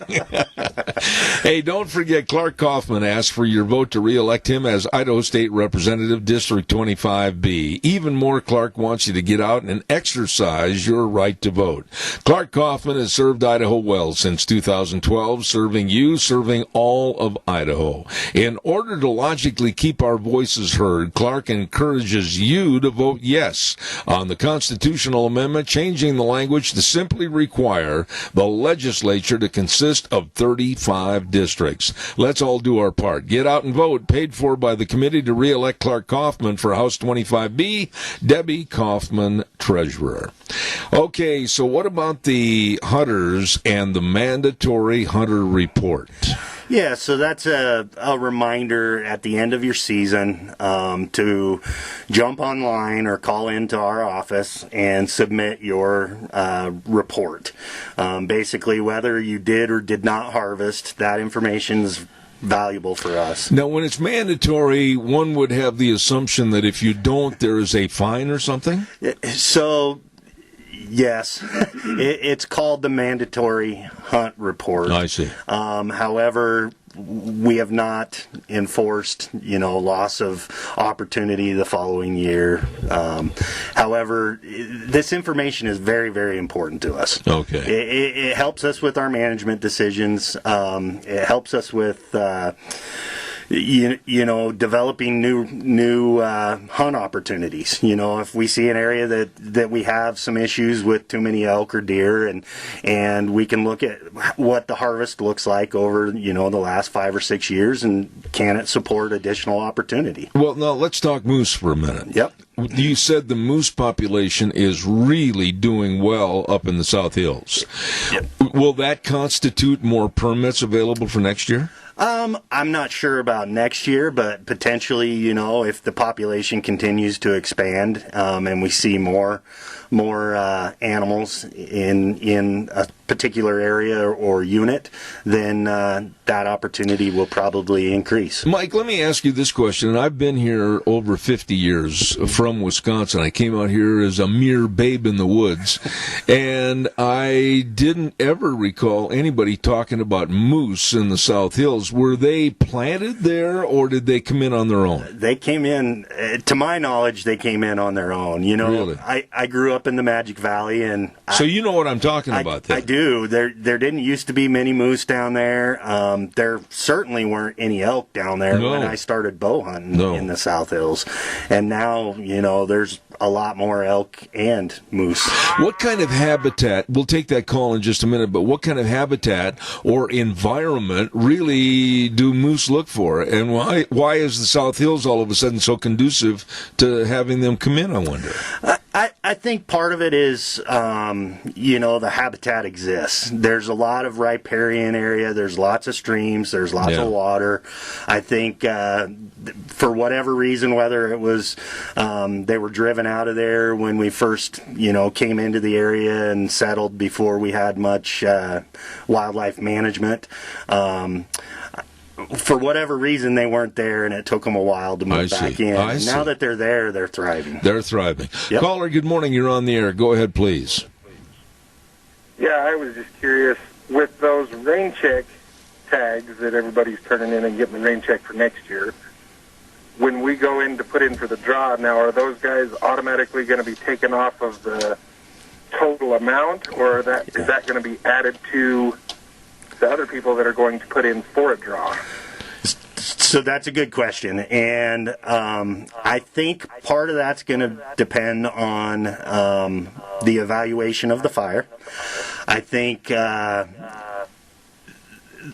commission can potentially change opportunity, and we may see an increase. As an example, let's say that the winter range is severely damaged, and we have the potential for some animals to starve over the winter. We would prefer that those animals are harvested by hunters, so there may be increased opportunity. Right. As it stands right now, if let's say 250 hunters turned in the buck tag in Unit 54. That would mean that there would be 250 buck tags available for next year's draw instead of 500. Okay. Caller, Yeah, that's what I was wondering, is if that would come off of there. All right, caller, we do appreciate your call. Thank you much. Before we go on any further, I want to remind everybody that the Bennett Boys Auction Service is going to have a big sale this Saturday, October 24th, over at the Filer Fairgrounds in Filer. It's the big community gun auction. Oh, my goodness, have they got a list of rifles and shotguns and revolvers, handguns, gun cabinets, reloading equipment, all of this and more. It's going to be a dandy sale. Lunch by the Cook Shack. Easy to find, Filer Fairgrounds Merchants Building. This coming Saturday, October 24th at 11 o'clock, the community gun auction, managed by the Bennett Boys Auction Service. No sale too big, no sale too small. The Bennett Boys, they sell them all.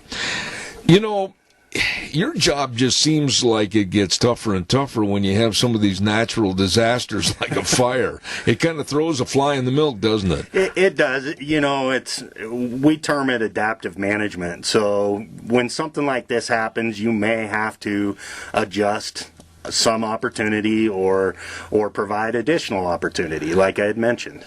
You were talking to me before we went on the air, and you were saying that your cohorts are involved in elk trapping right now. Yep. And I made a remark, and I wasn't being facetious, I was being serious. That's got to be a tough job. It is. You know, I was out there on Monday.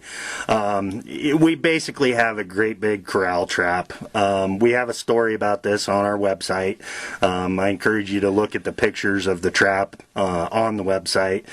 The trap is huge. You know, the wings extend from the top of the corral out approximately, and we're talking 13 foot high fence for probably a quarter mile or more in either direction off the end, and from the end of the two wings, it's probably between a quarter and a third of a mile across. Oh my goodness. And we're using a helicopter and trying to drive those animals into that trap. And is this kind of somewhat like trying to herd cats? It certainly is. You know, I only participated in Monday's trapping events, and Monday we weren't very successful. Is it also true that it's not like the song Home, Home on the Range where seldom is heard a discouraging word?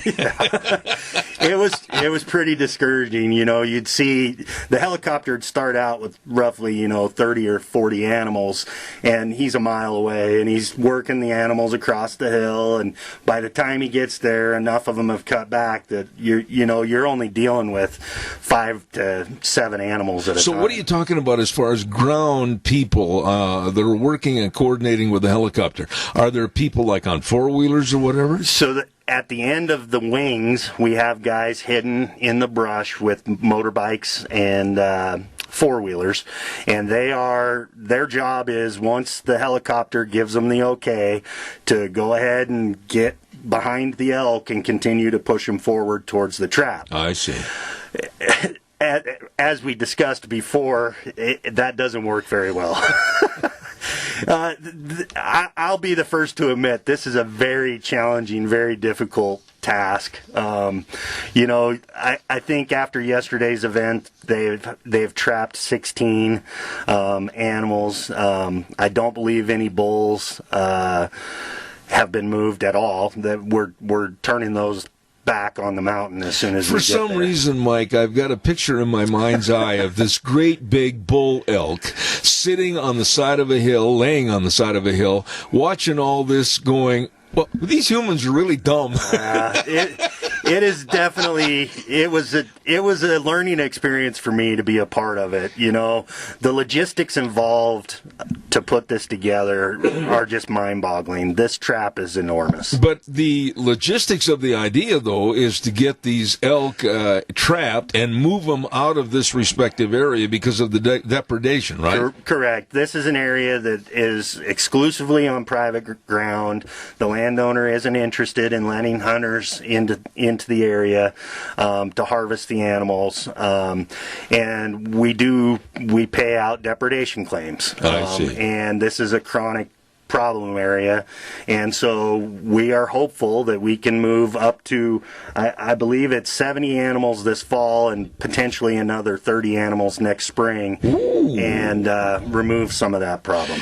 You know, you do this, pardon me for jumping in, but don't you do this in a similar type of trapping, if you will, with deer? But, I mean, those guys are literally wrestling the deer under the nets, et cetera, right? Yeah, that typically is, we typically drive net. So we use the helicopter to drive the deer into the net. We hold the deer But we're talking down. a bigger framed animal with an elk, and that ain't going to work. It's not very easy. Yeah. No. The corral setup, we've used it in other locations. It was used in Weiser at one point. We've used it in up near Lowman. It is a unique setup. It is very challenging. It also doesn't help the wind that we've had the last few days. The helicopter trying to maneuver, swiftly and quickly on the hillside with the wind that we've had the past few days. It doesn't sound like a very safe job to me. It's pretty challenging. I wouldn't ride with it. I was not going to. Okay. Mike, real quick, I want to touch on one other issue, and I've only got 2 minutes left before a hard break. Elk getting tangled up with things like hammocks and all that kind of stuff. Explain that real quick. So last week we had an elk that it was in the Big Wood River Valley, came down into somebody's property and basically, beating its antlers back and forth on a hammock, got tangled up, ripped it from the tree, and then we have that animal wandering around town trying to get that entanglement off of his antlers. And so it's just... I shouldn't laugh, but it happens. We see it in barbed wire fences. We see it. We've had animals with tires on their necks. Stuff happens. It's just a reminder to I'm glad you cleaned that up. It's a reminder to the public to, during the fall, be aware if you're in an area that, you have bucks or bull, in the area that they do this kind of stuff. Yeah, if you see an elk wearing your hammock, just leave him alone. I mean, go buy another one. I've got to take a hard break here, but before I go to the hard break, I want to remind everybody, go vote November 3rd and vote yes for Amendment HJR 4 and leave the number of legislative districts at 35, guaranteeing that our voices will be heard on all issues and also preserving rural representation. Paid for by Speaker of the House Representative Scott Bedke, District 27, Sarah Bedke, Treasurer. Now back over to Sean at our home studio. And now back to Zeb at the Ranch on AM 1230 KBAR. To reach Zeb, call 436-2244 or toll free 1-866-927-4587. And now, here is Zeb Bell. Once again, I want to remind you, vote November 3rd for an Idaho representative that has worked very hard to help preserve and enhance our agricultural industry, protect our resources, and stand firm for family values. I'm talking about Lori Likely, State Representative, District 25A. Lori knows what's important for the state of Idaho to grow and prosper, and she wants your vote November 3rd. Lori Likely for District 25A, paid for, Likely for Idaho, Bill Likely, Treasurer. With us in the studio is a really nice guy with the Idaho Fish and Game, and that's Mike Peterson, the Regional Fisheries Manager, and he's kind of covering everything today.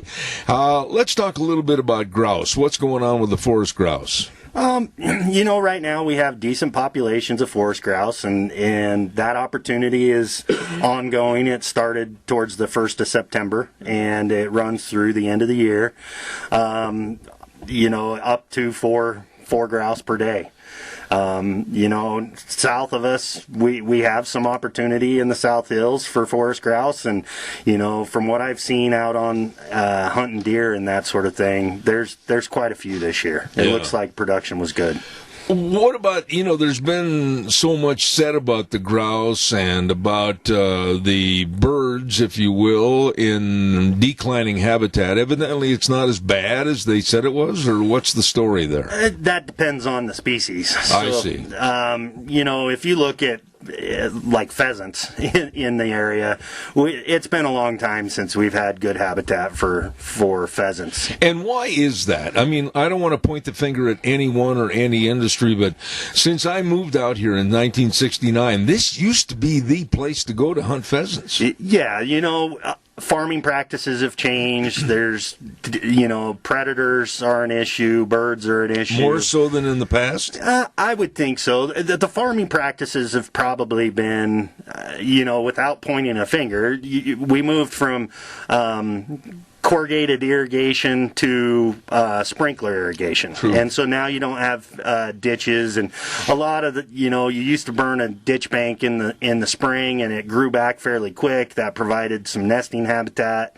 It's just things have changed in the Magic Valley. We do still have decent numbers of wild birds in isolated areas where the habitat exists. You can find birds on the east side of the Magic Valley, the Burley Rupert area, and still some on the west side, Gooding, Jerome. But the habitat has certainly changed. What about quail? Quail are found throughout the Magic Valley, mainly in the canyon, the dense, thick stuff, the sagebrush, tall, old-growth sagebrush. They like that for the overwinter stuff, and they feed on all the seed and that sort of stuff near those habitats. I must be living on the so-called duck freeway, because every single morning, every single night, you can't walk out of my house because I'm only less than a quarter mile away from the Murtaugh Lake. Yeah. Quack, quack, quack, quack, quack, quack, quack. And then you hear the geese and everything. Man, it seems like there's a lot of them. That's one thing that has been doing well the past, past 10, 15 years. We've had decent waterfowl. We are in the middle of we are part of the Pacific Flyway, I believe, and numbers continue to increase. So because the Snake River, because of the refuge in the Hagerman area, and over here at Lake Walcott, we have some decent wintering habitat for these birds that are coming out of the north, and it provides a lot of opportunity. Now, go ahead and explain what can be a daily bag of 7 birds. So, in terms of ducks, you can shoot 7 ducks, but no more than 2 female mallards, 2 redheads, or 1 pintail, 2 canvasbacks, or 2 scaup. And what about Canadian geese? Canadian geese, the daily bag limit is 4. Daily bag limit 4. Yep, and that just shows you, how our population has increased. Wow. It used to be 2 when I was younger. That's what I was thinking. 15, 20 years ago, and it bumped up to 3, and now we're sitting at 4. So numbers just continue to increase. Like I said, you step out my door at 4 o'clock in the morning, you can hear them over there, I'll tell you. Yeah. What about other bird hunts that are open to hunters? For the most part, we've got sharptail in the region as well, over towards the Sublet area. Mm-hmm. That opportunity closes towards the end of this month. There's fall turkey hunts in other parts of the state that are open right now. Now, what about South Hills? Do they still have quite an abundance population of turkeys? There is, but I don't believe we have an opportunity in the fall. I see. Those hunts are controlled hunt only opportunity. And I believe we only have spring. Where are they mostly? Like over at Cottonwood, or that is a good population of birds found over at Cottonwood, even south towards Oakley Reservoir. A lot of the private ground in that area. Before we take the caller, pardon my ignorance, but what constitutes good turkey habitat? So, they need an area safe. They need a roost tree. They need the old growth cottonwoods provide them an opportunity to get off the ground at night so that they're protected from coyotes and that sort of thing. I see. So they need good, strong trees. Some of the juniper trees will work for that as well. I see. Yep. Caller, good morning. You're on the air. Go ahead, please. Thank you. I've been a pretty good goose hunter most of my life. But the last few years, the law was changed that we can't get on private property and we can't get a hold of private property owners. When we do, they tell us, well, we leave that up to our managers to handle that, and they only let their own families hunt on our property. Now, I've been chasing geese in Kazi and Minidoka, and there's some flocks of 20 to 50,000 on some of that private property, but we can't get on there. We can watch them, we can see them, but we can't get there. Is the Fish and Game going to address this issue in the near future to allow us to maybe a change in the law for 30 days or 60 days or 90 days so that we can work better with a landowner? Because they flat out shut us out. Can't do it. Can't get on their property. Can you address that issue for us? You bet. Appreciate it. Mike, go ahead, please. Off the air. Thank you, sir. Yeah, opportunity. So I'm not 100% clear what you mean by they shut us out. Anytime that we're dealing with private property, it is the property owner's discretion, right. And it is difficult. I've been hunting geese my entire life as well, since I was old enough to hunt. And when I first started goose hunting, you could ask any farmer or rancher, can I go lay out in the dirt in your cornfield and hunt geese? Nobody had an issue with it. It's become a little more privatized, as you mentioned. It's family, friends, and that sort of thing, because it became more popular. And in some ways, I think that's part of the reason that we have more birds, is because there's less access. It is difficult. In my mind, it's very difficult for the department to identify a way, other than through like our Access Yes program, where we might provide some opportunity to goose or duck hunting opportunity in the fields. Any place that these birds roost on the river, other than the refuge areas, is open and public access. The refuges themselves, provide sanctuary for those birds to survive through the winter and migrate from Lake Walcott out into those fields that you want to try to hunt. I guess my best advice for you, and I struggle with this same thing, is just try to find a handful of landowners that will provide you with that opportunity. Maybe go out and offer to help them put up a fence, or build a relationship with that landowner and try to gain that opportunity. Mike, your point right there is so well received on try to make an alliance with a landowner. And I'm going to play the other side of the fence for a little bit, because I think in many, many cases, I'm not saying all, but you can arbitrate with me, that landowners have been burned, if you will, by people cutting fences, by people throwing trash, by people ignoring livestock in areas and shooting and everything. So there's both sides of the coin here. Oh, I definitely agree 100%. It only takes a couple bad experiences, and then that opportunity is shut down to the public. And I know of several areas where I used to goose hunt specifically, where that has occurred. Somebody shot a horse. Why? How? I'm not sure how it happened, but that soured the landowner, and it closed the opportunity to the rest of us. I do think that,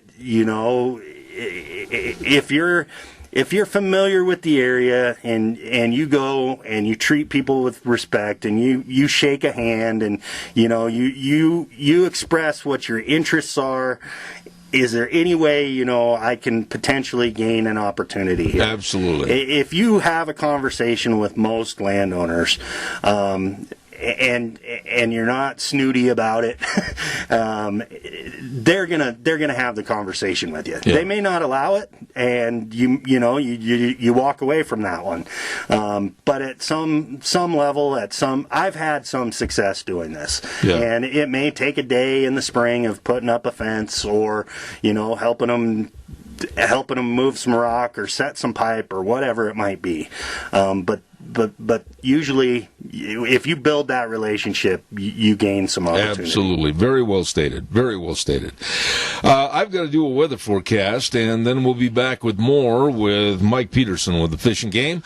Want to remind you, too, about Edith's Cafe at 144 East Highway 81 in Burley. Now, Mike just so graciously during the break said, Zeb, anytime you want to go to lunch, I'll buy over at Edith's Cafe. And I said, Mike, I appreciate that.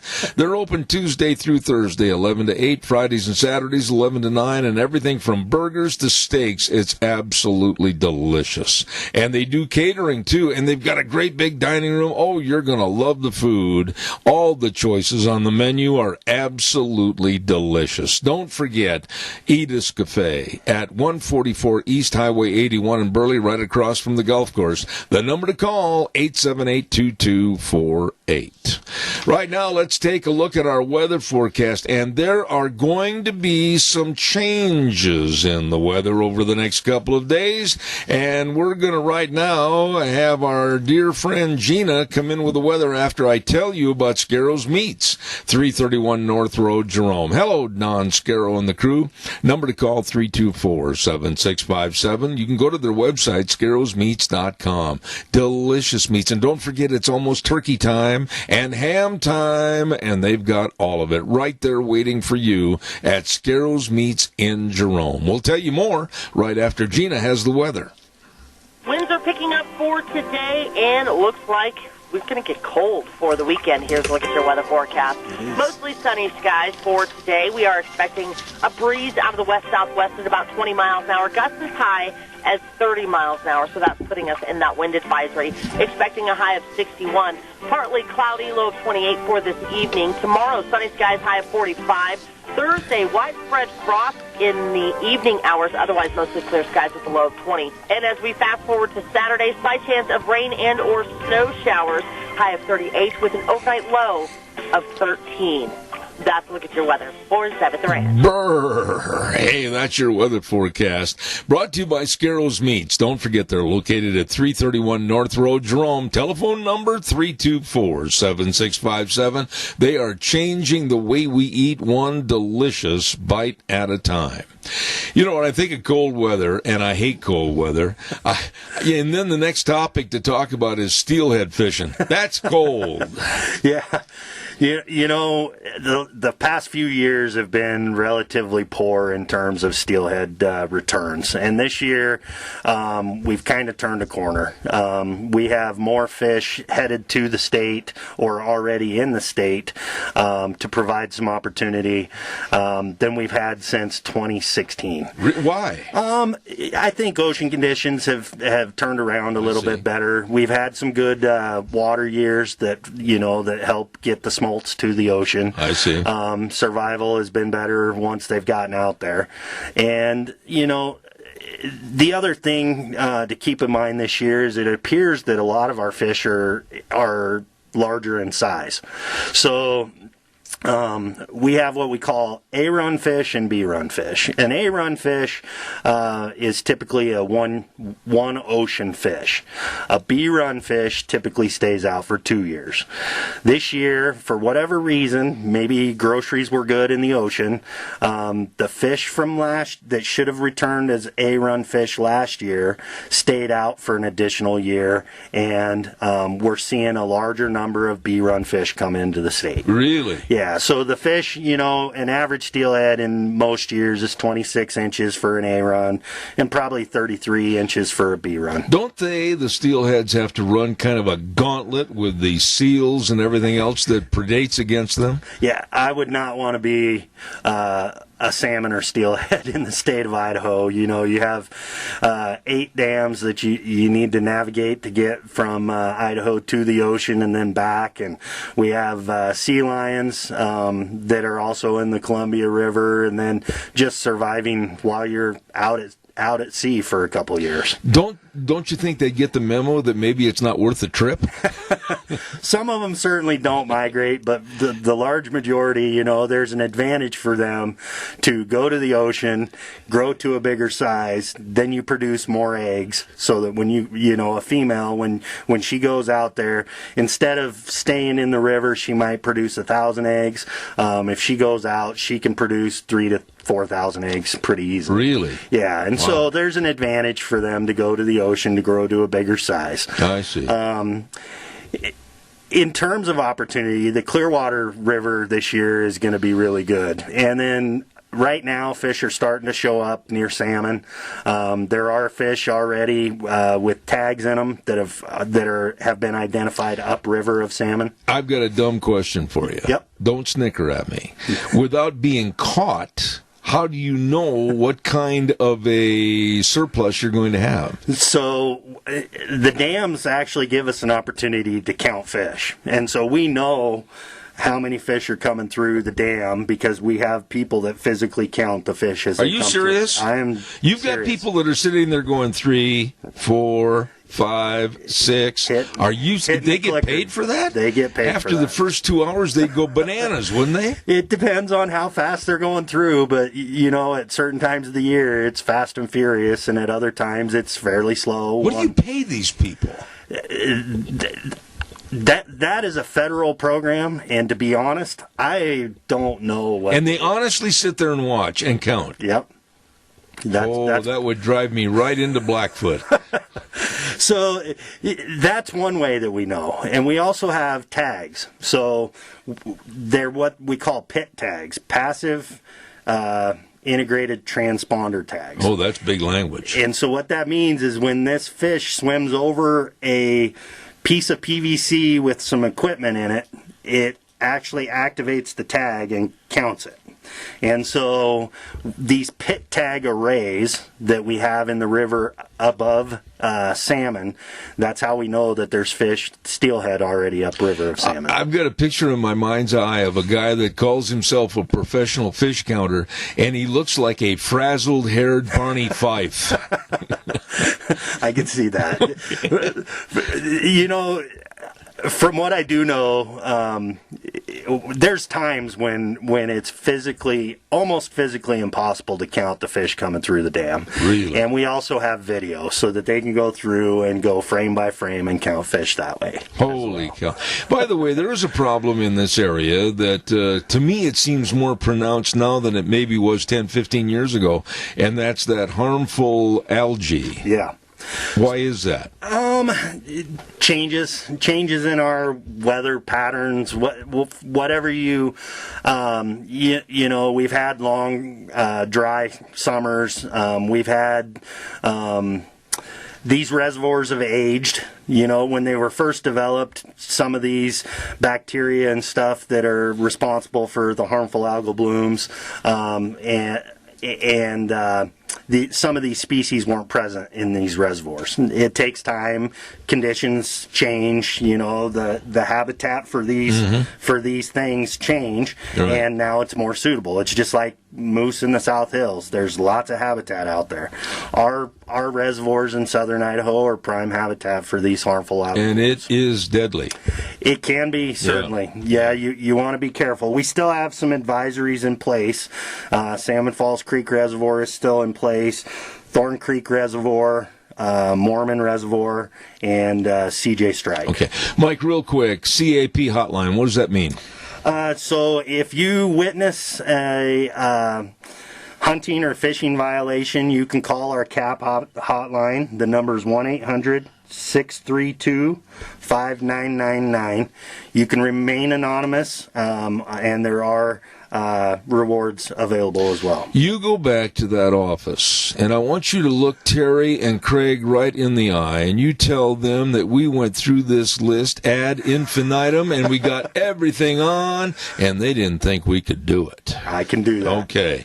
Want to remind you about our major sponsor, your Magic Valley Les Schwab Tire Centers. Oh, my goodness, all 7 are really devoted to serving you with the best in tires, and right now, you heard the weather forecast. It is tire changing season, along with checking your brakes and the front end alignment, shocks and struts, and your batteries. You don't want to go out on a cold morning and have that key turn and it goes click, click, click, click, click. You want to make sure you've got a good, strong battery, and they've got the best at all your Magic Valley Les Schwab Tire Centers. James in Buell, Dan on Poline in Twin Falls, Lane and Rupert, Mike and Jerome, Dave on Blue Lakes and Twin, the Twist family in Paul, and my buddy Trent on Overland in Burley. Nobody better. The best. Your Magic Valley Les Schwab Tire Centers. Mike, thank you for doing an outstanding job on the program this morning. Mike Peterson. No problem. Thank you. Really appreciate you coming by. And you might just go by and just tell both Craig and Terry, nah. And we'll see what happens next month. But thank you very much for coming on behalf of the Idaho Fish and Game. No problem. All right, sir. Thank you. That's going to wrap it up and put it back in the box for us today. I've got to run, and I'm turning the wrong mic off and the right mic on. There we go. And we're going to be back tomorrow morning at 8:06 with Sharon running the program tomorrow, because I've got some things I have to take care of, doctor's appointments, etc.